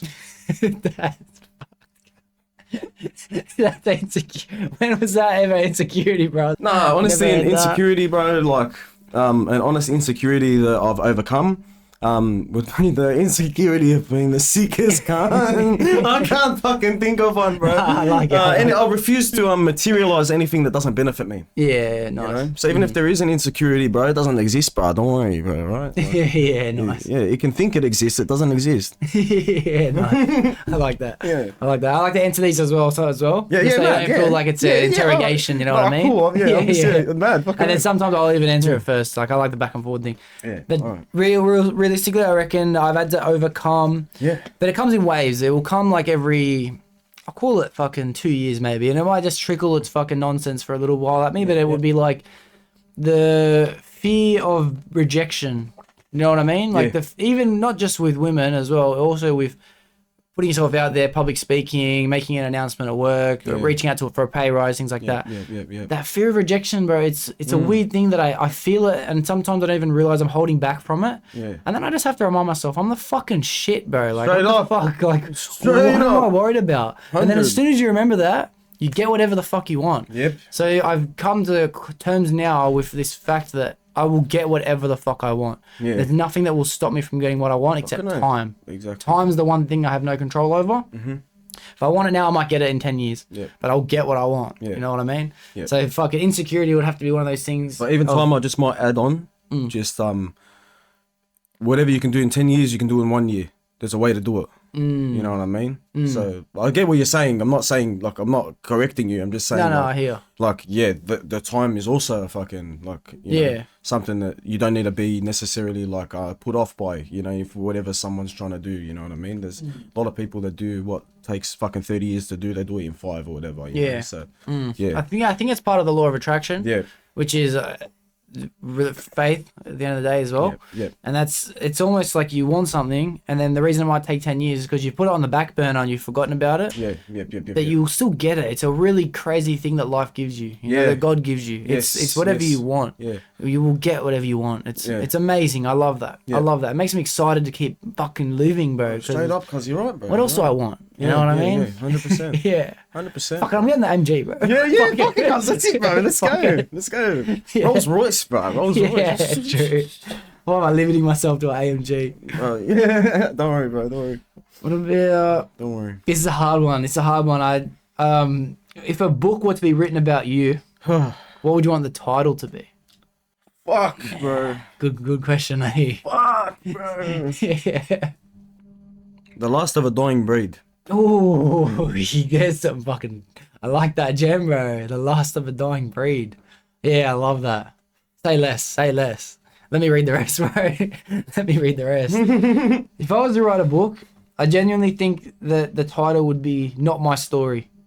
Because I feel like I will write a book. I know I will.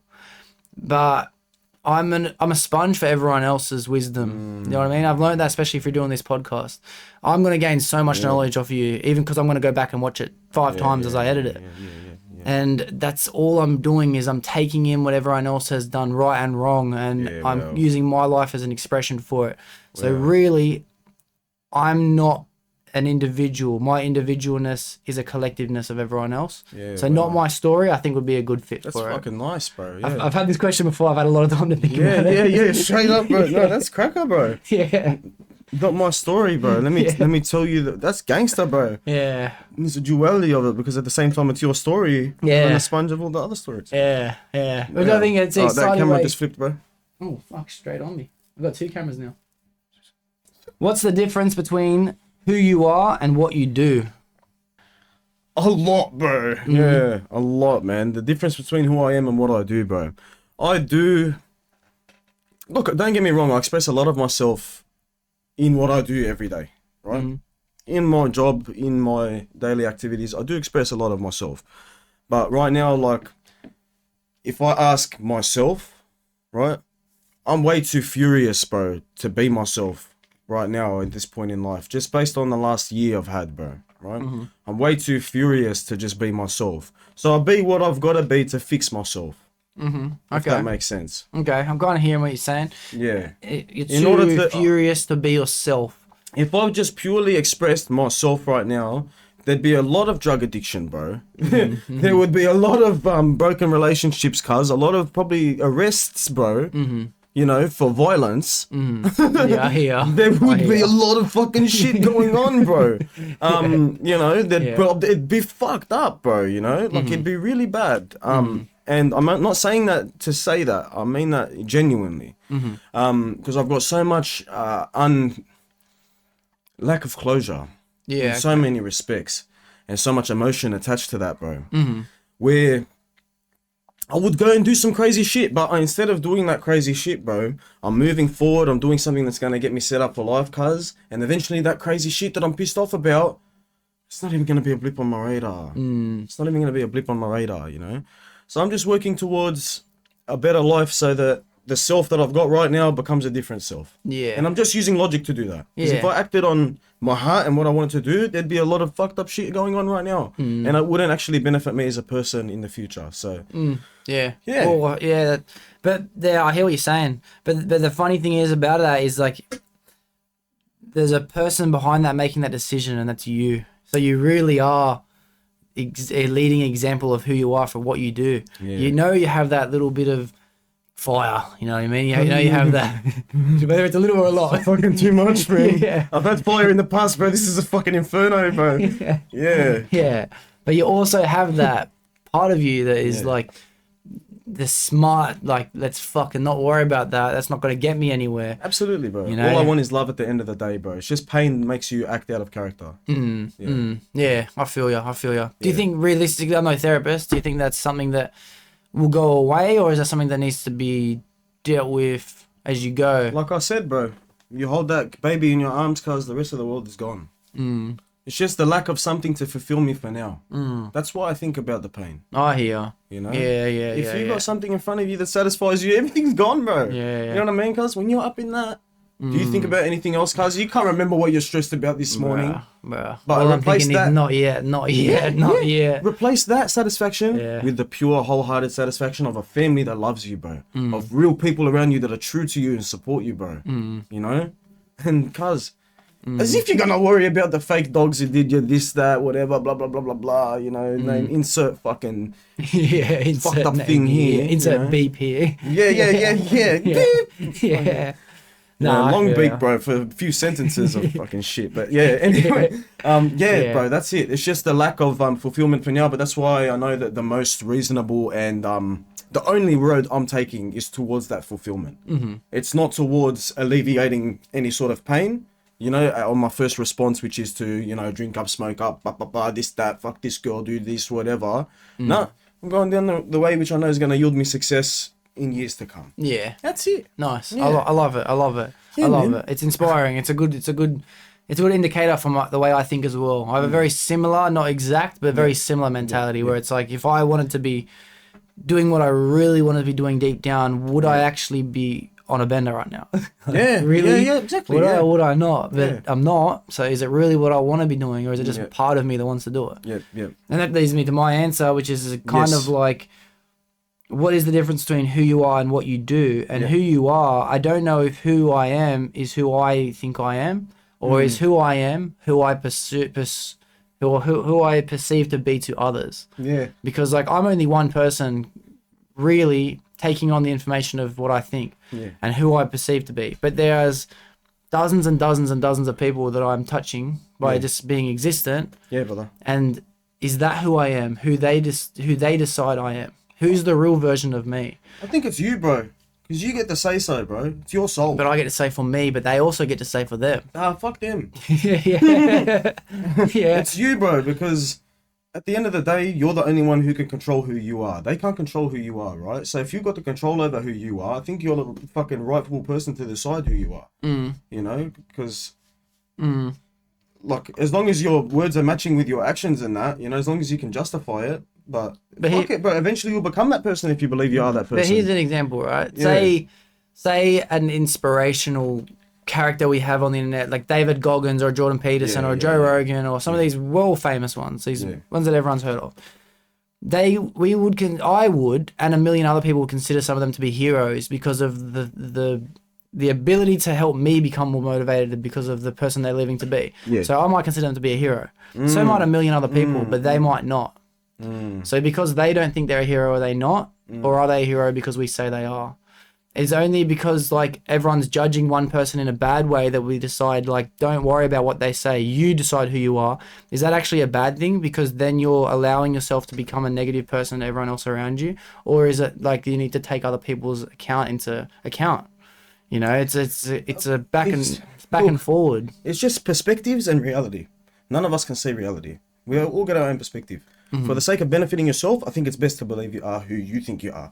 Just because it gives you more confidence and more control. I think that's really... You know, yeah, and you're right. Because if that person doesn't think they're a hero, that's what makes me think they're a hero, because they're able to keep doing more to wanting to become a hero. Yeah. It is who they really feel like they are. Exactly. For them. Yes. Yeah. Yeah. Because I might fuck them, bro. It's whatever's in their control. Yeah, but I think... What's the difference between what you do and who you are? Yeah. I think absolutely nothing. I think like, no, not absolutely nothing. Like it's too wide of a concept, but it would be like you are who you express yourself to be, you know, if like, as you said, there's a part of you that just wants to fucking go on this degeneracy, you know what I mean? Yeah. But there's also that part of you who doesn't, and it's the strive to make you who you are today and the person who you're going to become in the future. Absolutely. So I think what you do is an expression of who you truly are at that given time. If you're the type of kind who just wants to indulge in the McDonald's and not get off the couch all day and just binge watch shit, That's who you are, but that's who you are at that moment. Yeah, you're right. That you are expressing who you are at that moment. Yeah, I think so. Then the next question, actually, which I accidentally skipped, but I'm going to try and remember what it said because it was a good one. Yeah. And I'll answer this one first. Yeah. It was, do you think people are mostly good or mostly bad? I would say that I think people are mostly bad, which makes people mostly good. In that sense, I mean, there's a selfish need that everyone has, and it is completely good. But selfish is considered to be a bad word. You know what I mean? When you hear selfish, you think of it as a shunt. You think of it as something that you want to call someone as an insult. But selfish is what makes everyone become the best person they can possibly be. So technically, I guess people are bad because they're looking after their best interest, which is themselves. But that's only as a society word that we've created, you know, for selfish. Does that make sense? Yeah. I think that would be it. What do you reckon? Are people mostly good or mostly bad? I feel like everyone's good, but they're just fighting the bad within them. I feel like everyone's just trying, but some people have more bad than others. Some just aren't as aware, whatever. But like, I think the soul is good, bro. I think the spirit is good, but whatever forces may be, bro, drive us to things, or to degeneracy of whatever type, bro, whether it's just a moral fucking, you know, doing someone over, lying, whatever, or whether it's doing something really you know, really horrid or anything like that, you know, on different levels. So but I think that the person, you know what, I think it's sort of a mix, man. Like we've got the yin and yang in all of us, you know. There's the good within us, there's the bad. We're so fucking diverse, it's sort of hard to explain, you know. It's like, it's funny, bro, you know, you can say that people are inherently predisposed to bad because, man, I've got a 5-year-old brother, right? When he was growing up, bro, 3 years old, doing shifty shit, bro, I catch him out. I'm like, bro, who taught him that? Yeah. But he's doing it by himself. So I guess we're all dodgy, can't say, maybe we are all bad, but that's what makes us want to be good. Yeah, it's like a battle, you know? Yeah, and that's what I mean. Like, you have a 3-year-old brother at the time who's doing shit that you like bad, but it's like, it's because it's selfish. But we made up the term bad to be selfish, you know? It's like people who pocket things like in the shopping, whatever, like, yeah, it's bad, but you're looking after your best interest, which is you. So is that good or is that bad? No, it's bad because it's at the expense of others. Yeah, if it is at the expense of others, yeah. That's what I mean. But that is back to the point before where unless you understand what something feels like, then you're not understand the impact you're having, which is trauma versus empathy. Until you know what it feels like to have that bad onto you, you can't understand what you're doing to someone else. You know, being a kid, taking someone's shit, taking the toy. Like, and you're playing in the old saying in a sandpit, you know, a kid puts a toy down, another kid picks it up, he's like, I want that back. Like, it's selfish. But unless he's once felt what it felt like to have the other kid take his toy, he won't know the difference. Yeah, straight up. So kind of everyone, it's a mix. There's a mix. There's no good, there's no bad, bro. It's just fucking learning. Yes. It's a constant battle of learning. Absolutely, brother. I fucking 100% agree. And I guess you're not bad until you shut off the ability to empathize with others. Yeah, bro. Yeah, hard, bro. Yeah, I guess there's no answer. Eh? That's a really good one, man. That's a really good one. Yeah, I agree with you. It's just learning, bro. Yeah. It's all learning, bro. Like, fuck it, bro. We're just trying, cuz. Yeah, that's my main quote, yeah, bro. I'm just trying. I'm just trying, bro. That's all I'm doing. Yeah, cuz, you know, like, say your honor, bro. Like, just take me how I am, you know? Like, yeah. No matter if people say I'm doing good or I'm doing bad, and I'm like, cuz, I'm trying. I'm just trying. That's it. All right. Do you have a book that has changed your life? Oh, bro. This is a fucking deep one, this one, man. Yeah. I've had fucking... Oh, man. I'm not going to drop it on the podcast. We can cut this part out. Don't say I'm not going to drop it because then it looks like fucking, you know, I'm dissing the podcast. But I wouldn't say this to anyone, bro. So it's like, yeah, don't worry. The Kama Sutra. Nah.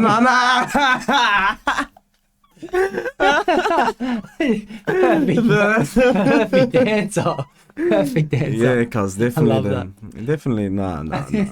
I don't have a book that's changed my life personally. No.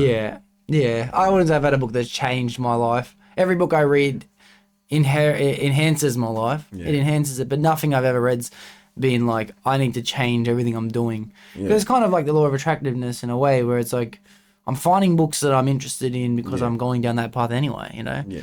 For something to change your life has to be pretty drastic. I could say the Bible, you know, absolutely, but yeah, no, definitely the Bible's changed my life, bro. You know, I can say that, bro. Yeah. But the thing is, once you say that, then people are like, oh, you're a dickhead. No, you know? no, maybe the dickhead. It's like, yeah, I'm a dickhead, Maybe right? the Like, dickheads, bro. yeah, don't worry. Yeah, I'm this wise, but I'm stupid to fucking think in a scripture. All right, man, I'm stupid. Thank you. You know? Yeah, don't worry about that, bro. Yeah, Fuck the noise, bro. Yeah, word, Fuck bro. the Word. noise. All right, what about? Yeah. Would you rather be able to change people's thoughts or change people's feelings? Change their breast size. Nah, people act on feelings, so obviously feelings, but I hate being manipulative, so, but, you know, fucking, if you could make every girl around you horny, lad, that'd be pretty sick, cuz, you know, like, just at the flick of a switch, you know, just, well, I've got that power, cuz, what are you talking about? I've got that power, You got the stare, bro. Cuz. You got the stare? Yeah. Yeah, so... Yeah, I got the power to make bitches horny, Bro, so... the stare's real, bro. The stare's straight up real. The stare is straight up real. Like, it's crazy. You find the stare, like, you can't listen to no. There is no no. That's it, bro. Yeah, I love the stare. 100, bro, yeah. Would I change people's thoughts or feelings? I'd probably change people's... neither. Fuck it. Hard, bro. It's something you don't want to do. It feels wrong. Feels yeah, wrong, bro. fuck it. You think and feel what you want to think and feel. Yeah. I think it's important. Absolutely. I've had a question before, would you get rid of any emotion? And I came to the conclusion of no. No, not a single emotion. Because, like, this thing, like anger, there's something behind that, bro. Fucking beautiful, yeah. Yeah. Sadness. That's what Everything's creates happiness, bro. Yeah.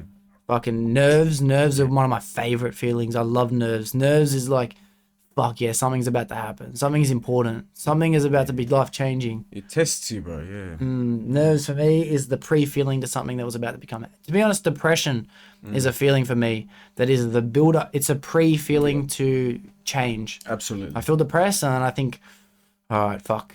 What's about to happen? Yeah. Something's about to change in my life. Let's act on this depression. 100%. I'm grateful for it. I'm grateful for those days. You come around. Everyone has those days. 100%. And to be honest, that's a good day because that's the day before a good day. Yeah. I love that, bro. It's a good day because it's the day before a good day. Yeah. All right, sweet. 100%. No, I agree, bro. I wouldn't change anything either. Yeah. What was the best phase of your life? Huh. What was the best phase of my life? Depends how deep you want to go, bro. For us. Straight up, Straight up. All right, I got a quick, easy answer. It's a joke answer, but primary school. Yeah. It's all been downhill since then. It's all been downhill since then. Roger Primary Dodger. school, bro. I Dodger. ran primary school. I once was like, I'm gonna date every girl in the class, bro. You know what I mean? Like, I just had fun with it. Like, things were different back then. 100%, cuz. I had a mad hot chick in class. I was dating her, and she comes up to me and she goes, "Oh, my friend really likes you, this, that." And it's like, oh, it's hard because we're going out. I'm thinking, oh, fuck, she's going to sack us. Do you mind if you go with her as well? As well. Bro, say less, bro. As well. Say less. And this guy was worried about getting the religious wife, cuz he's going to double team in primary school. Our friend, I say less, bro. Three of them, like, bro, nothing's been good since then, bro. Primary school was where it was at for me. That's unreal, bro. It was the shit. I knew what love was. I had it all figured out. You should be Dan Bilzerian by now, bro. I fell off, cuz. Too many long-term relationships in a row after that. With the wrong people, cuz. And that's what takes the toll, isn't it, brother? Yeah, too many long-term relationships since Imagine then. if we're lucky we learned that lesson, cuz. Let's not make that mistake again, bro. Yeah. Lost some ground, bro. But the best phase, I know hasn't happened yet. Yeah. It hasn't happened yet. I'm on my way there. Yeah. The best phase for me will be old age. That will be my best phase. Old age. I've come to terms with that. We're all heading there. Yeah. So I'm heading there with fucking strive, bro. I'm heading there to make that the best part of my life. Yeah. People worried about getting old and breaking down and not being able to do what you want. I'm excited to be able to not do what I can do anymore because I've done it all. Yeah. I want to sit back now and enjoy. There's no more having to work. There's no more having to fucking strive, regret. There's no more fucking guilt for not doing what I have to be doing done because it's all done. Yeah.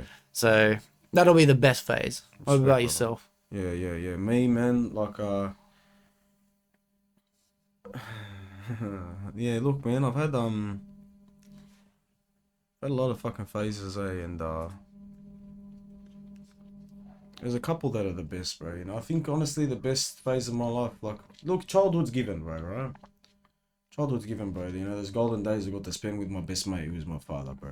You know what I mean? You know, yeah, like, you know, the shorter period of time we had was amazing.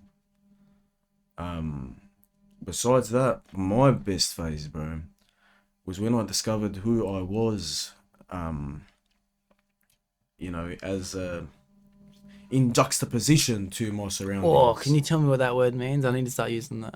Juxtaposition. It's like a direct contrast, you know what I mean? Like in a direct contrast to my surroundings, bro. You know what I mean? Nice. The reason being, you know, like I ended up losing myself in behaviors that weren't inherently mine after my father passed away, bro. You know, I started smoking pot, this and that, going down that road, you know, of drugs, right?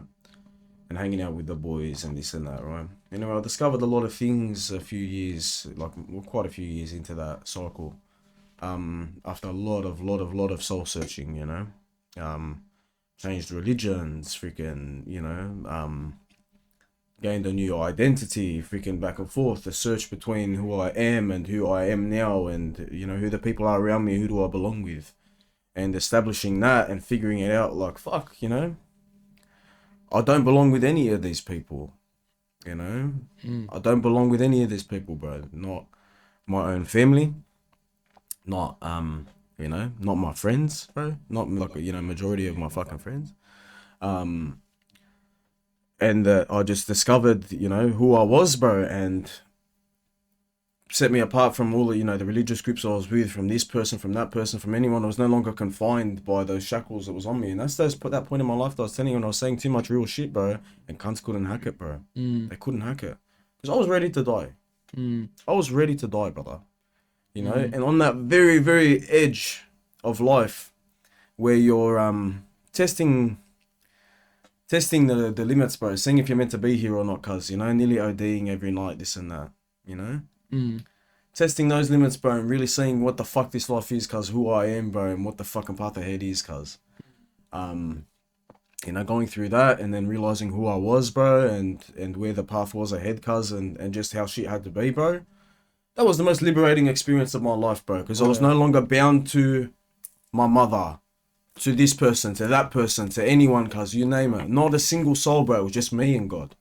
Just me and God. Doesn't matter what the fucking the imam tells me. Doesn't matter what the priest tells me. Doesn't matter what fucking anyone tells me. At the end of the day, it's me and God, bro. I've done my fucking thinking, bro. Let me see one motherfucking priest or fucking this or that, bro, that has sat down and gone through that shit and thought as much as me, cuz, with the inherent intention to do the right fucking thing. Well, so that may give me certainty to follow myself after that point, cuz, you know? fuck, that's powerful to say that was the best phase, but you explain it perfectly, bro. Because, like, look who you are now because of it. Yeah, Jay, you know, like, I'm on the trajectory to vast success, bro, God willing, bro, you know? Wow. God willing, bro. And one thing, I don't give a fuck about material success, but one thing I refuse to do is die someone who I'm not. You know what I mean? I'll die before I lose myself, cuz. That's it. As long as I don't lose myself through this life, cuz, I'm sweet. Don't get eaten by the system, bro, you know? End up another fucking cunt who sacrifices everything they love or care about, all their passions, to work some bullshit 9-to-5 job, this and that. Yeah. I'll die before I do that, bro. Yeah. And that's why I wanna give myself to the public, bro, and be out there in the public eye, bro, be a fucking figure for people to see, bro. Like Tupac showed himself, cuz, as someone that has kept his fucking heart real, bro, no matter what, bro. And he was a light to other people, cuz. I wanna do the same shit, bro, you know what I mean? I refuse to buckle. I refuse to sacrifice who I am, cuz, to, you know, to fucking make it in this bullshit life, cuz. It's either change or be changed, as they say. Yeah. I'm not gonna let the world change me, bro. I'm not gonna let the world change me, cuz. You know? Yeah, fuck. It's So fucking, that's powerful. I just want to give other people the insight to fucking, you know, see that, you know, that one real person who might be sitting in fucking Spain, in UK, or wherever the fuck they are, bro. Maybe here in Sydney. You know what I mean? To look at that person and be like, fuck, bro, you know, there's still hope. I don't have to feel depressed about this world of sad cunts around me, bro. I can actually look at that cunt and be like, you know what, there's real motherfuckers out there, bro. You know what I mean? And I don't need to blend in with these cunts. You know what I mean? Yeah, fuck. Yeah. I love that. Yeah. I love that answer. I love that. Yeah, bro, yeah. Taking fucking the worst times, which could be considered, making that the best. Oh, That's fuck fucking yeah, mad. bro. That's Fuck mad. yeah. I promise I never felt that much happiness during those times, even though the amount of grief I had, cuz it was the most fulfilling part of my life. You know, Life-changing. other than that, being homeless. I loved being homeless, bro. Loved it. Well, what? I fucking loved it. What? I loved it. Absolutely, bro. What was so? What was the takeaway from that you love? Like, what was? I was liberated, bro. Not one cunt knew what the fuck I was doing, who I was, fucking whatever, bro. You know what I mean? Cause like my family didn't know where I am, bro. No cunts know where I am, bro. You know what that means, bro? No evil eyes on me, bro. No bullshit. No one sticking their fucking nose into my business to see if I'm failing yet. Cause they don't want to fucking support me, bro. I feel They don't want to support me, bro. You know what I mean? When I was alone by myself with nothing but me and the Lord and fresh air, cuz that was the best part of my life, bro. No dead weight. No dead weight, bro. Oh, it was the best. I can't wait. I'll fucking go do it again next week, bro. But I need to make some dosh first, you know? I want to see what I can build out of this life. Yeah. But I swear I'd go do that and be happy for the rest of my life. Nah, it's mad. It's mad to have comfort, especially. Yeah. It's almost like if it happens again, bro. Fuck it. Whatever. Oh, bro, it's more comfortable than what I am now. But yeah, that's fucking. I hear stories like that. Like, do you know Spanian? Yeah. Yeah. Do you like Spanian? I love him, man. I love Spanian. Yeah. He's got a story like where he's like he says similar things, not the same, but it's like he was saying that like he's a good example for that, David Cho. You ever heard of David Cho? Yeah, the one who went to the Amazon and shit, right? Yeah, he says it very similar too. He's like, I know what it feels like to now have hundreds of millions of dollars, but I also know what it felt like to have nothing and be out on my own and be looking for somewhere to eat and something to sleep, like whatever. And he was saying that like I feel just as comfortable doing that than I ever have doing anything in my life.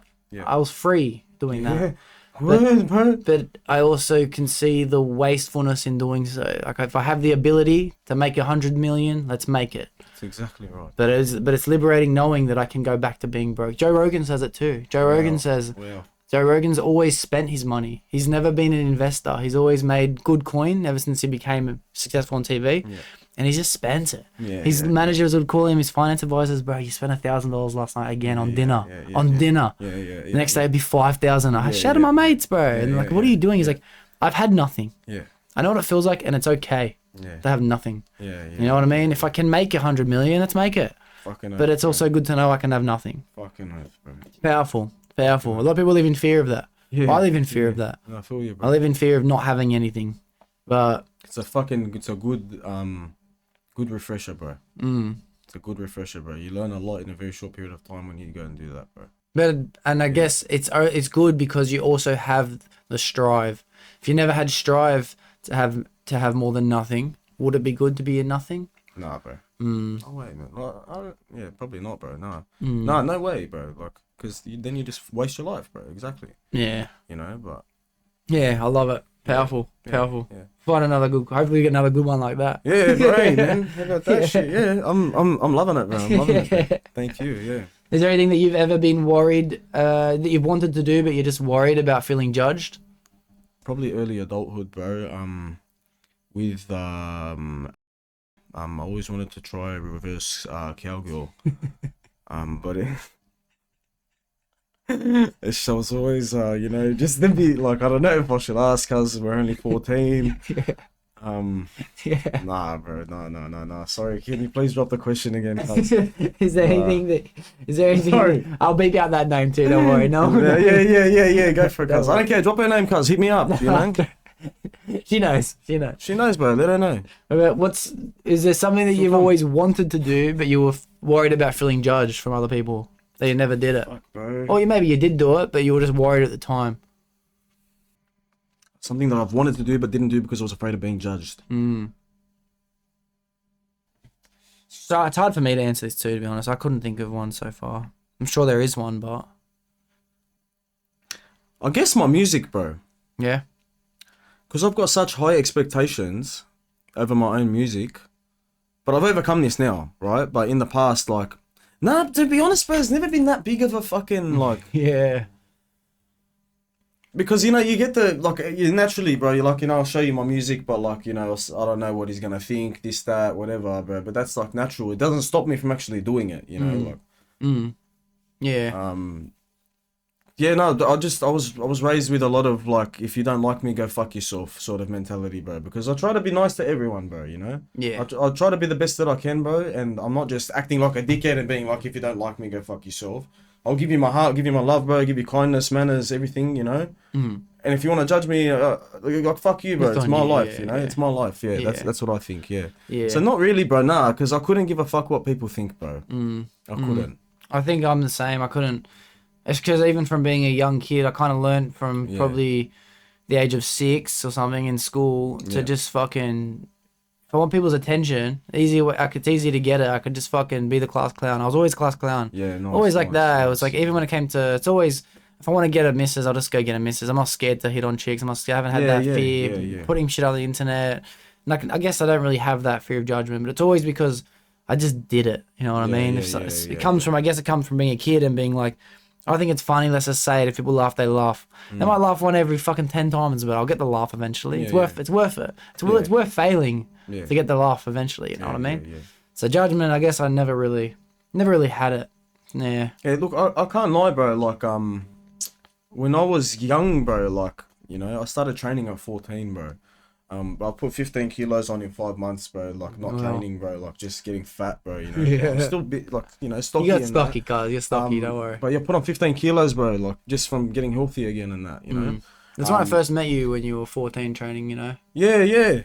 So, like, I put on heaps of weight, bro. You know, I got, like, big, bro. I was aesthetic, this and that, bro. You know, like, I was never necessarily shy before, bro. I always felt like I was no more shy than the average one of the boys that would go and still hook up with chicks. Like, I used to get girls since, like, fucking, you know, primary school days, bro, right? Yeah. But I did have insecurity inside me, you know, to, like, make me feel like I could approach them easier if I changed some shit about myself, bro. So I just used to play Xbox, this, that, you know, like when I was 13, 14, nerdy lifestyle. That's the life. That's the life. I loved that life. That's all I did, bro, you know? Used to talk about games at school and shit, bro. Like, fuck, bro. You know? But, like, that was the life. Yeah. You know, it was only like when I was 15, 16 that I started, like, you know, I knew about all the fucked up side of life, bro, but I avoided it, bro, because I grew up around it, bro. Like, I used to have fucking drug addicts, like hardcore drug addicts in my fucking house. Like when I was fucking 5, 6 years old, bro, you know what I mean? Because I used to see a lot of crazy shit, bro. Like, throughout most of my early life, but I just never did anything like bad because I already saw it all and knew that it wasn't the right way. You know what I mean? That always told me very clearly, you know? Yeah. But anyway, after like I started training and shit, like because I just stayed away from everything bad and did the full legit, like, you know, innocent school kid life. Yeah. Even not having all the knowledge of the bad shit, but just doing the innocent school kid life. Yeah. I felt like I had the confidence, but I didn't have the actual like position, momentum, and movement. The position of someone who does those things, cuz even though I knew that you didn't have to, for example, you know, be a sick cunt, this, that, to actually be a sick cunt. Yeah. You know what I mean? I already knew that. But I felt like, fuck, you know, if I addressed some of this shit and started, you know, like bopping around, bro, then, you know, my confidence levels would boost and shit, bro. You know what I mean? It's extra.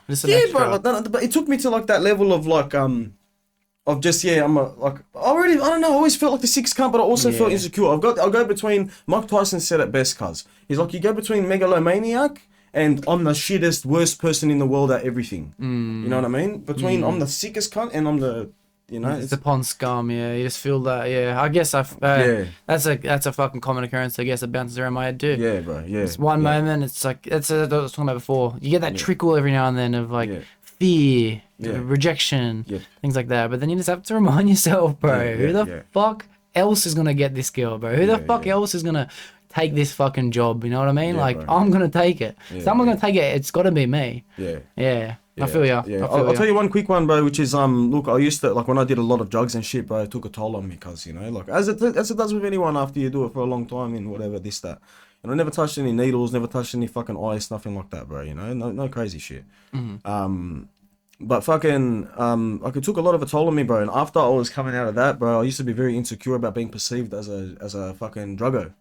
You know what I mean? As a fucking junkie or this and that, bro. You know what I mean? Like a fried cunt. So I did have to overcome that, bro. And that's just, you know, going back into day-to-day life, cause, you know, professional interactions and stuff like that. I validated myself professionally in a big fucking company, bro, in a good position too, cause, you know. Well, that's a benefit of actually that feeling, though. Yeah. That's the benefit, because I feel that. I felt that, I guess. You're right, you reminded me of that. I felt that for a while too. Like, what am I? I'm just this fucking druggo. I'm just this fucking dead shit fucking druggo. But that was so much momentum, bro. That was like, no, I'm not. Yeah, no, exactly, bro. Look yeah, at me now. Yeah, exactly, bro. Yeah, 100%, cuz, yeah. And people, I had one person told me, my ex at the time, she told me that someone said it to her. They said, "Fuck, look at Doxy. This is how the fuck does he do it?" And they're like, she's like, "What do you mean?" It's like, he's so like works so hard. He's put himself good in his career. He tries all this shit. But look how fucked up this cunt is. He's so fucked up. I was off my head, bro. I was off it. Yeah. And then that was enough for me to be like, all right, there's two sides here that people are perceiving me as. Am I this fucking drug addict or am I this fucking hardworking guy? And I had to pick one or the other. You know what I mean? That was probably the closest thing I felt to that fear of judgment from others of what my possibilities could be. Yeah. So I was perceived as a pure crazy cunt, bro. I'm not even going to lie, bro. Because before I met my ex, who I got married to, oh, did not know that. Yeah. Wow. I've been married and divorced, bro. Fuck. Yeah. Fuck. Just sprinkle that shit in 2-3 hours into the fucking thing. Yeah, fuck. I've been married and divorced before I met her, cuz when I was just smoking pot, bro, doing the odd fucking, you know, Valium or Xanax, whatever, here, there, maybe a bit of codeine. Cuz she thought I was on ice when she met me, bro. Oh, well. She thought I was on ice, cuz that's how peaked out and like fucking aggressive and paranoid I was all the time. Well. So yeah, like I was known as just that fucking nutcase, bro, you know, like a real like hazard. You know, like, wow, that cunt's fucked, bro, you know, like, so yeah. Well, so I was like, I just had that perception that people saw me as like this fucking animal, not a human, bro. You know what I mean? So yeah, like settling down from that's been interesting. Yeah, good. Well, I'm glad it's been fucking beneficial anyway. 100, bro. Yeah. I'm glad we're having this conversation as to what you've become now, as opposed to what could have become, bro. You know, it's a spin out, bro. Like fucking, bro. I manage cunts twice my age, bro. Yeah, that's crazy. You know what I mean, bro? Like, crazy. Cunt's 47 from Brazil. I'm managing him, bro. You know, and he used to be a fucking executive in L'Oreal, the makeup brand. Oh, wow. In Brazil, bro. Wow. I'm managing the cunt, but plus fucking 19 other people, cuz I'm managing a team of 20 people in a $350 million a year company, bro. Oh, wow. And I used to get looked at as the fucking animal who they thought was an ice addict. Yeah. Got sucked in, motherfuckers. Respect, bro. Fucking respect. No. I love it. I love it. That's hectic. No respect, bro. I love it, bro. I can't believe you got married, cuz. What the hell? Yeah. I've never heard this. Yeah, I did, bro. Yeah. Wow. Yeah, married and divorced, bro. Some mean shit happened in that, bro. Yeah, bro. Well, fuck. Maybe we'll save that for another episode, bro. Absolutely. Sounds like a big story, that one. Bro. Just at the end of the day, scandalous. She's so scandalous. Yeah, bro. Yeah, love it. Yeah, cuz. Love it. All right, here's one. What actually motivates you? Bitches. Nah, for sure. That's one motivation. One of it, like, if we've got testosterone in our body, we want to fuck bitches. Of course. Bitches always are a good motivator. Pussy runs the world, bro. Pussy runs the world. Absolutely. Well, yeah. What do you think we have money all rule the these world. companies? Money rule the world. Bitches make the world go round. Yeah. Money rules the world. Bitches make the world go round. Because bitches want the money. So money rules it, but bitches make it go round. Because if there was no bitches, we wouldn't want money. We just go all live homeless in the BMW, right? Like in the fucking $2,000. I mean, the $1,000 fucking 2000 model BMW that the windows don't fucking go up in, and you're sitting there with the rain on your head. You know what I mean? That's we'd all go do that, yeah. Yeah. But nah, bitches definitely make the world go round, bro. So yeah, good poontang is one of the indulges, you know, one of the little fucking subtleties of life, specialties of life that we can indulge in, bro, you know. But that's one of the things I draw on. But what motivates me mainly is my pride. Yeah, good one. My pride. I refuse to not be someone that makes an impact, bro. You know what I mean? Like, I've got a life to live, bro. Like, I feel like I'm too big of a person in terms of my spirit to fizzle out of this life without doing some crazy shit. You without doing some crazy shit, bro. Like I cannot. Like, I feel like I dishonor my father. I dishonor myself. I dishonor my whole family, bro. I dishonor everyone. My God, bro. You know what I mean? I feel like I'm dishonoring them, bro, by not doing that, cuz. Yeah. Because I feel like I've been blessed with my personality, my life for a reason, cuz. I need to impact some way with it. Oh, I guess it could also be then fear that is motivating you. Fear of not achieving that. Absolutely, bro. Yeah. Absolutely, bro. 100%. Yeah, fucking oath. Because that's definitely what motivates me. Yeah. The fear of not achieving what I know can be achieved. 100%. Nah, big time. Big time. And I think a lot of people don't have that. That's a conversation I had with someone off camera, like probably a day ago, 2 days ago. Yeah. And that was, we were on the phone just yarning about, he was feeling bad for someone. He was feeling real bad for this guy. He has a fucked up situation. So fucked, realistically. Yeah. And I'm just thinking, like, what would I do in that situation? I couldn't be in that situation no matter what, because I'm not going to fall victim to that way of living. Fuck that. I think this cunt's lacking what I have, and that's the fear of having that life. If he doesn't have that fear of having that life, I can't feel bad for this cunt. Like, I love this guy. He's a good guy. He's a fucking one of the kindest people I've ever met, to be honest. But if you haven't got that part of you that fucking feels like shit at the fact that you're wasting your opportunity and you could be having more, then I'm not going to feel bad for you. Yeah. That is what it is. Yeah. And it doesn't deserve any more attention from me. Yeah. As soon as you start to want to, as soon as you want change, come to me and I'll help you. Word. But like, if you don't have that fear, then enjoy your life. You do you, bro. Yeah. If you want to be fucking miserable later, if you want to sit around now and be upset by it, but you're not willing to fucking change, then you actually want to be fucking sitting around feeling like shit. Yeah. That's real talk, bro. Yeah. Yeah. So fear is what motivates me. Fucking fear of myself. Yeah. Yeah. Fear of failure, cuz. Fear of failure. Yeah. Yeah. Fucking 100%. agree. 100, absolutely. What's more important, safety or freedom? Freedom. Freedom. Would you hold yourself from doing what you love because you're worried something might happen?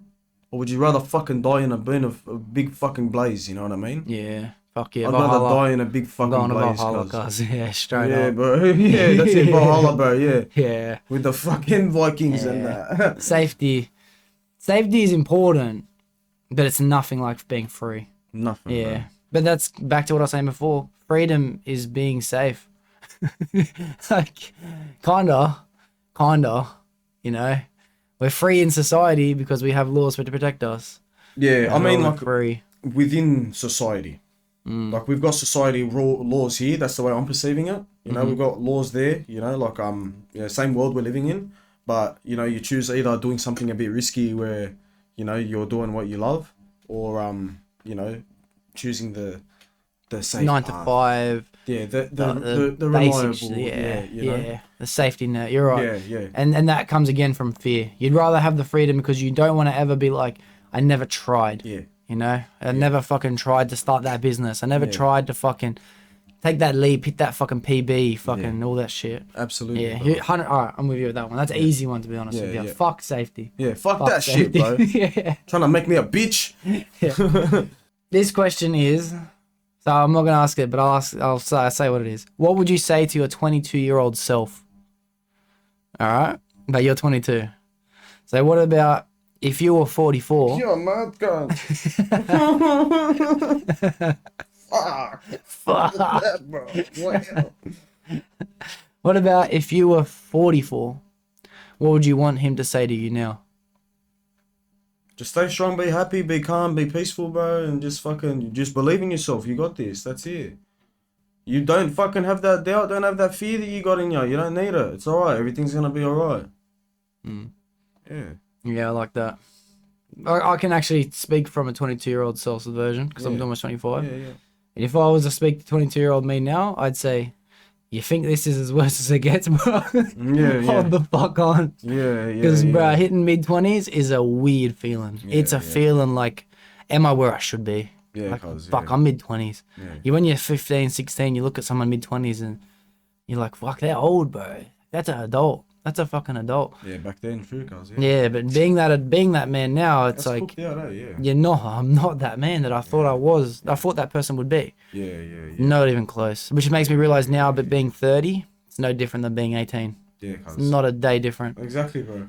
Exactly, bro. Yeah. If anything, we're more switched on sometimes when we're younger. 100%. Bro. Yeah. Yeah. A kid, especially when you think about it from this perspective, like parents are just kids with kids. Yeah, bro. Exactly. Bro. Exactly, brother. So imagine I had a I had a kid. mate tell me that the other day, bro. You know, he's like, bro, his grandfather died on his deathbed, cuz, bro, and him and his cousin, they said, you know, you're a respected man, and he got angry and he goes, no, he goes, I'm not a man, I'm still trying to be a man. Wow. On his deathbed, bro. You know? Wow. Yeah, cuz, yeah. So we're all kids. He goes, we're all kids, bro. Your mum's just a kid trying to figure shit out, bro. You know, this and that. We're all kids. Funny being a kid and looking at your parents thinking they're this fucking different life form than us kids. We're all kids, bro. Looking at each other like we're kids. Yeah. And you don't even understand it, but you know that the adults are different beings. They're different. But when you get to that age, you're like, nah. There's no difference, bro. I'm still learning. Yeah. I'm still learning. And I'll never stop learning. Straight up, bro. Yeah. Straight up. Yeah. Are you worried about fucking anything that comes in the later years of 20s and shit like that? Is you more excited for it? Are you like nervous for it to come? I'm ready, bro. Ready? Yeah, good answer. Yeah, cuz. Yeah. I'm ready. Whatever faces me, cuz. I'm ready to react, bro. You know what I mean? And I'm trying to manifest only positive shit. Yeah, nice. But anything in life, cuz, I can say by now, bro. You know, God forbid I'm wrong. You know, obviously there's gonna be new things that pop up, this and that, bro. But I mean, like, I'm ready to deal with anything as it comes. I don't allow myself the comfortability now. I physically can't. I physically can't relax at home. You know what I mean? I don't relax. It's good. Like I'm always on edge, bro. Like, on edge. Yeah, like PTSD style, bro. Oh I yeah, can't no, relax. that's not good. Sorry. No, Sorry, no, I didn't mean it no. like that. It's all right, but it's got a good as well, bro. But I can't relax. Not at home, not anywhere. I never relax. I'm always scanning my surroundings, bro. Even if it's my home, I've slept there 100 nights in a fucking row, bro. I'm always scanning my surroundings, cuz. I never switch off. Never switch off, bro. I distract myself, but I don't switch off, cuz. Well, when you said that, God forbid I'm wrong. Yeah. All right. The only advice I can give would be, if you start to think at any point that you understand what is right, then you're wrong. That's the only thing I've learned so far. No, I mean, God forbid I'm wrong about, like, if there's more fucked up shit than what I've experienced to come later on in my 20s. Oh, yeah. Then, yeah, I hear what you're saying. Because there's a lot of stuff that I won't get into that has fucking happened in the last year, 2 years, bro. That I never thought that would happen in my life. And when I just say that, I don't mean it as in like, I never thought she'd break up with me, cuz. I mean like real fucked up shit, bro. That I never thought I'd be exposed to, cuz, let alone caught up in, bro, you know? Stuff that doesn't leave your mind, bro, you know what I mean, cuz? Like full traumatic shit. And God forbid that worse things happen in the future, bro. I hear what you mean. You know what I mean? Yeah, I'm just happy. I want to look back at this year as this was the worst. Yeah. And I'm not saying that just out of emotional hardship. I mean real fucked up shit, bro. Like, yeah. I'm not going to go there too much, cuz, but, you know, I'm sure people will pick up what I'm putting down sort of, you know, a little bit. If, you know what I mean? Like, anyway, bro, it is what it is, yeah. So. Well, I think, I hear what you're saying. You're just reinforcing everything I said about you in the intro, bro. There's something about you that has just got this presence about you that is experiencing life faster than the average person is experiencing life. Well, it's because I am, bro. And that's, it's because you are. You really are. But it's visible. It's noticeable, even without you saying it. Like, just even your bubbly personality, your fucking let's go mood, bro. Like, all this shit. There's something about that when I first met you. You were 14. I would have been like 18 almost, bro. Yeah. It's like, I thought to myself, like, there's no fucking way this kid's 14. That's fucked. I'm younger than him. Yeah, I feel you, bro. I'm younger than him, and I feel you. It's such a blessing that you have. Thanks. Like, even all this traumatic shit that you're experiencing. Yeah. I'm gonna go through it. You've already gone through it. You know what I mean? Everyone's gonna go through this type of shit, whether it's exactly the same or whether if it's the feeling. Yeah. You know, I haven't experienced a lot of the shit that some people have gone through yet. Some people might wait till they're 50 before they realize that life is short. Yeah. You know, Yeah. I've already experienced that. I got that wake up call when the cops came to my house, bro, when I was fucking 13 years old, bro, and told me my dad was dead. Yeah. You know what I mean? Yeah. Yeah, bro. And, look, And it's like for every bad thing that happens out of that, like you've already experienced something that people don't have to. I haven't experienced my father passing away yet. Thank God, bro. You know? Yeah, knock on wood. But I will. Cherish that relationship, Yeah, bro, for sure. of course. But I will experience that feeling. 100%. And it's like, I don't want to. It's a hard thing to say. Yeah. To be grateful for shit situations. Like my best mate passed away. He committed suicide. Sorry to hear, my brother. My condolences. It's the worst. It's the straight up worst. But I now know what it feels like.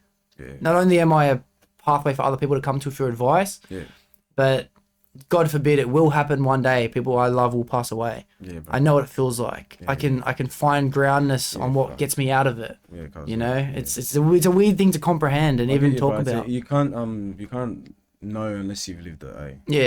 Yeah. Bro. And I see I had one of my mates on the other day, and he shares the same feeling of loss. We were both best mates of him. Yeah. And we were explaining the fact that we don't want to admit it, but we're grateful to have gone through it. You know what I mean? It's the worst thing in the world. Yeah. You feel guilt for saying that. You feel guilt, the most guilt. But at the same time, it's like I am a better person for it already because someone eventually was going to do it. You know, it's weird. There's not enough words in my human vocabulary. There's not enough words. You, bro. But I'm hoping that what I'm saying resonates with at least some people listening, like they understand it, because it's all about emotions. You know, the emotions are there. The words are just fucking useless. I got no words for it. I feel cause Yeah. All right. Yeah, I feel you, bro. Lost Losses are fucking. It's the worst. It's just the worst. Yeah. I talk about it on here a lot. I do talk about it on here a lot. Yeah. God bless your soul, bro. Yeah. But yeah, I think that my own father, he hasn't experienced what it's like to have lost. You know what I mean? Which is a weird thing to be able to be someone that he can lean on in the future when people pass away. Yeah. Well, yeah. I'm dragging this segment on. It is what it is, bro. We're having a chat, bro, you know? Yeah. We can do the YouTube magic tricks. No, I wait. Fuck it. I'll leave it in. Yeah. 100, yeah. Love, bro, love. All right, I'm going to find one more. Yeah, all right? let's go. Better be as good as our last one. Get fucked. Fuck. I have one more question at the end. Time, bro. It's good. Feels good, eh? Fucking thanks, Doxy, bro. Bro, before I get to this last Thank question, you, viewers. Subscribe and like. Otherwise, I'll fucking run to your house. Oh man.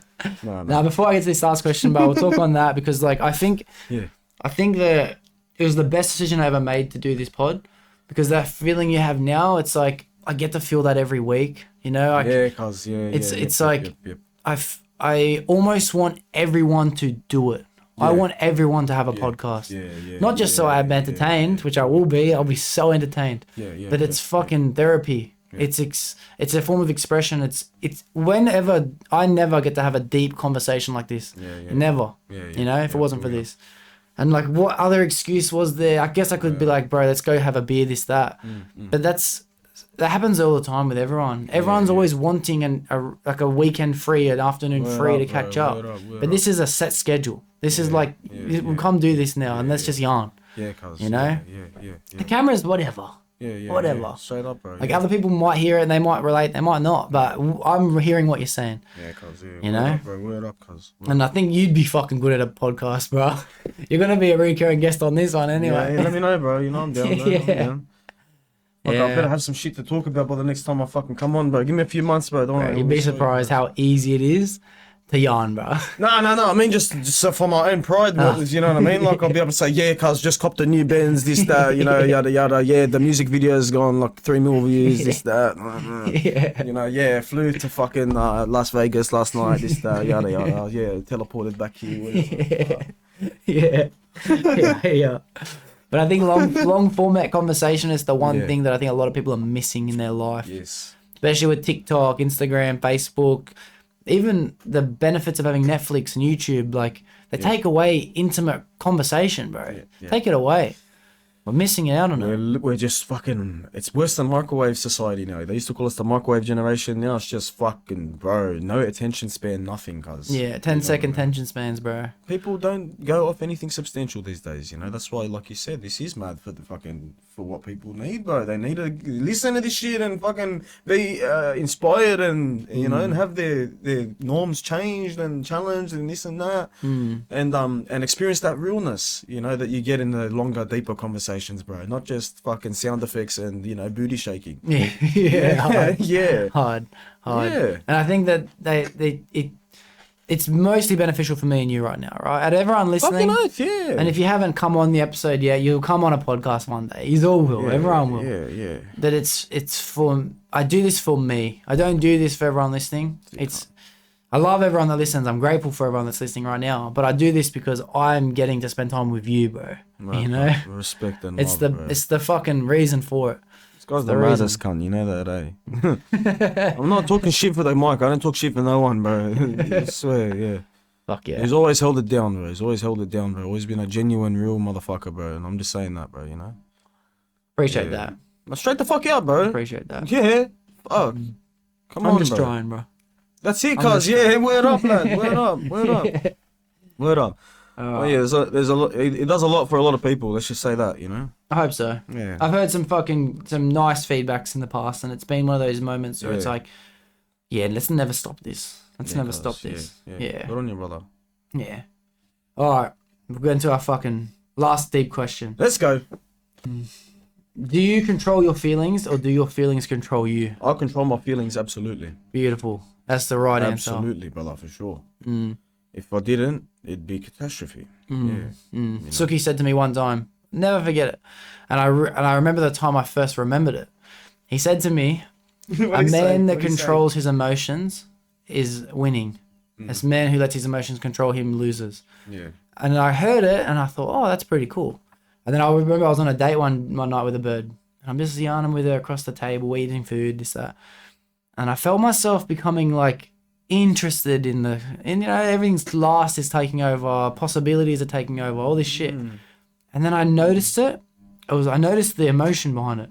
Yeah. So I mentally took a step back. I might have even leaned back in my seat, whatever. But I felt the feeling of going backwards. Yeah. And then I just assessed the situation without emotion. And I assessed the woman. And I assessed the night. And I assessed the food. And I assessed what the fuck this bitch was talking about. And I realized, shut the fuck up. Yeah, cuz, like, bro, shut the fuck up. Bro. Straight up. I was like, straight up. And I just realized in that moment, like, this is what he meant. Yeah. This is what he meant. So since then, I've always noticed my emotions and then taken a step back and felt them and then watched them. And then I never pursued that bit. I never pursued a million different opportunities I've had in my life since then. Even frustration, sadness, all these things. I notice it and it's like, okay, it's there. Why? Let's deal with it, bro. Let's fucking figure this out. What's something productive instead of getting the shits? So absolutely, bro. Especially with the women, bro. The power of the pussy. Yeah. Yeah. You need extreme amount, bro. Even like I don't know what age I'm gonna learn that, bro. Because no matter, I said I've been through some pretty crazy shit recently, bro. Like you know, very life changing shit. I still stand no chance against the power of the pussy. How the fuck do you deal with that, bro? Oh, that's some weird shit. You need to go to the Buddhist monks in the fucking Himalayas and that to figure that out. Bro. I don't know how the fuck to do that, bro. Trust me, I've been on a ride with women before. I've been on a fucking journey that's like every day. Brother. Every day. It's like this. It's like, how the fuck am I in this situation right now? And then you just like, say this, you know. I know why I'm in this. Yeah, bro. I know why. I remember now. Yeah. Fucking. Yeah. Bro. Oyster. Yeah. I know, it's crazy. It's crazy. Yeah, bro. But that was a moment that was profound. Yeah.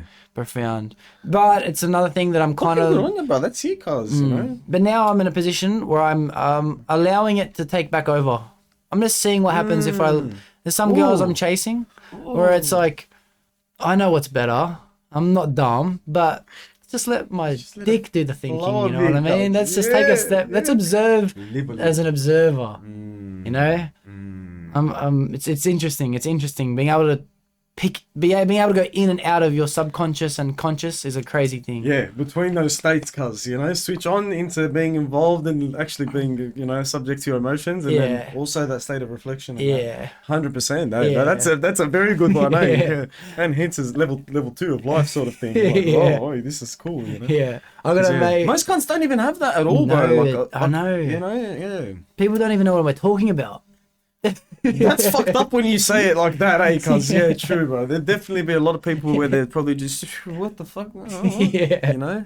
One of my other mates came over a few episodes ago. If you haven't watched, everyone listening, ever watched Zachary Peterson, it might have been episode like 33 or something. Yep. He was explaining to me that when he's performing any task, grinding in his workshop, editing on his computer, doesn't matter, 3D printing, he can observe himself as the observer's observer now. He's gone to another dimension that I haven't even reached yet, where it's like he'll explain to himself how to do, he'll do something, and as he's doing it, he'll explain to himself the right way to do something, but then he'll watch himself explain to himself how to do something, and it's like he's broken through another dimension of a fucking state of consciousness that I don't even know if I've ever experienced. And he's explaining to me, I'm like, bro, I've got to learn how to do that.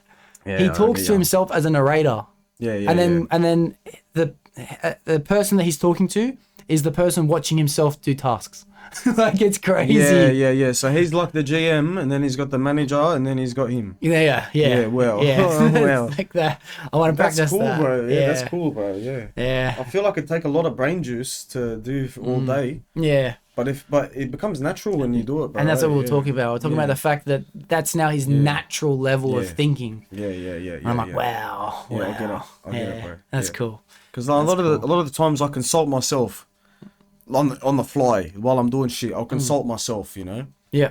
I'll ask, you know, this version of Chris. I'll ask that version of Chris. You know, and I'll see which one wants to fucking, you know, give a bit of advice to which shoulder. Basically, you know what I mean, bro. I'll ask a bit of advice, cause, you know, oh, is this the go? Is that the go? And I'll be like, no, this is the go. Yeah, all right, done. Yeah. All right, was it right? Maybe I was wrong, but fuck it. At least I tried. You know what I mean? Cause like, I get it's almost like the good and the bad. You know what I mean? Like, you listen to the old saying, the gods on one shoulder, the angels on the other shoulder, or the gods on one shoulder. Yeah. You're like, you know the right thing. Yeah. You're listening, and you're like, I can't help it, bro. I can't help it. Yeah, because like it's more like 100% like that as well, but more like I tap in. It's like you got the emotional side of your brain and you got the logical side of your brain, and it's like, which one do I want to tap into right now? Cause like, which one's, you know, like you said, bro, like flicking that switch sort of thing. Yeah. But it's like on the fly, like, you know, I've got both options available to me in real time. Yeah. And I'm like, you know, that one, this one, you know. Yeah.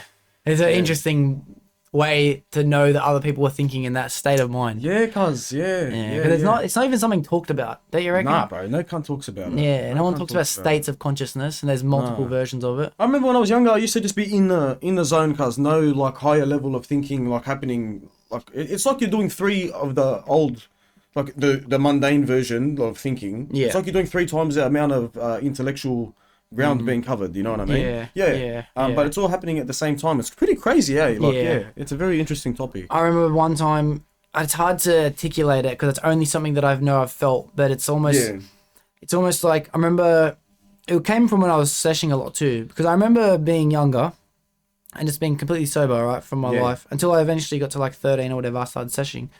And then you realize that you're cooked. You realize you're cooked, right? Yeah.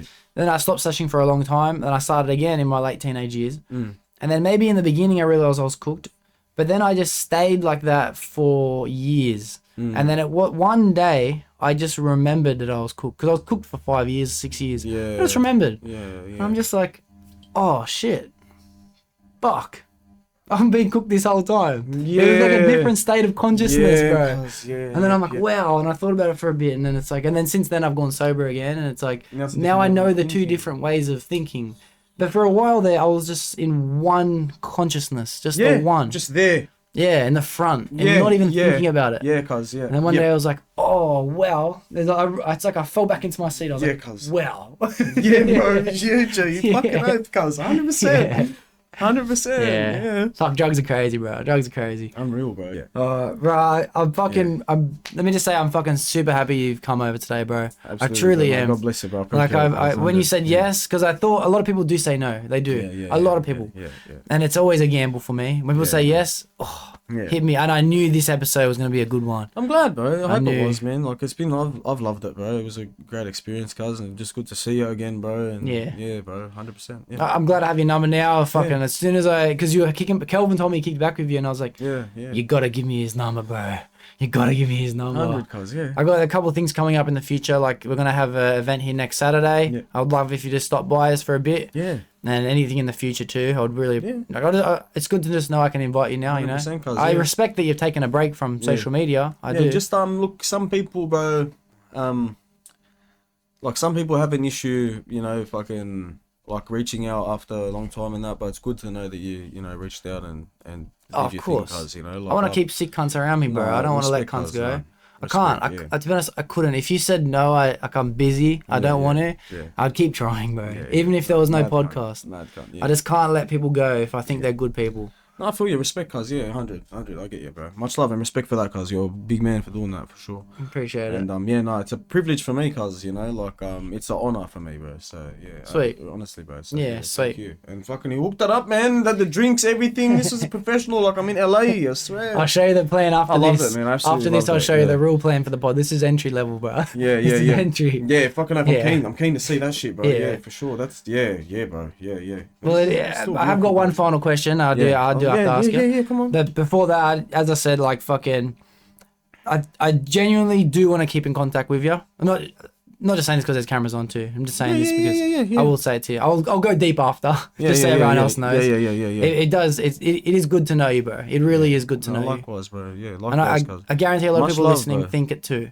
I'm not saying everyone. Like, I'd be false to assume everyone. But I know other people who are genuinely want to know you as well. Yeah. No, I respect, cuz, I appreciate that, bro, you know? Yeah. Much love. And, it means the world, bro. I know you're genuine, you're a fucking genuine bloke, bro, so respect and love, cuz, you know? Yeah, appreciate it. Yeah, anything you need from me, cuz, I'm happy to help, bro, you know?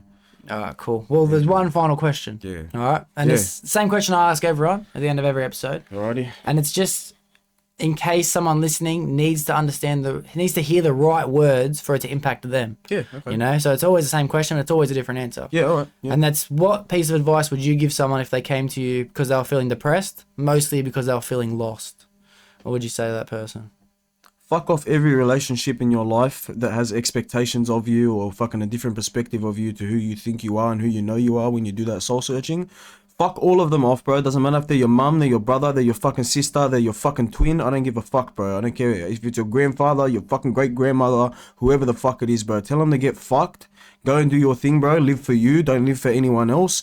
Cut and sever those fucking ties, bro, because no one has fucking right upon you except yourself, bro, unless they fucking prove that they earned it, bro. So if you're just sitting with a bunch of motherfuckers that claim they love you and claim they this, but why don't you feel that way from the way that they act? Tell them to get fucked and go be your own fucking person, bro, because they're all fucking dogs, bro. They're all hopeless, lazy cunts that don't look themselves in the mirror properly. When they look their eyes in the mirror, they don't see them, bro. They see whoever the fuck. They ignore themselves. They can't even look at themselves in the mirror, bro. They're fucking weak.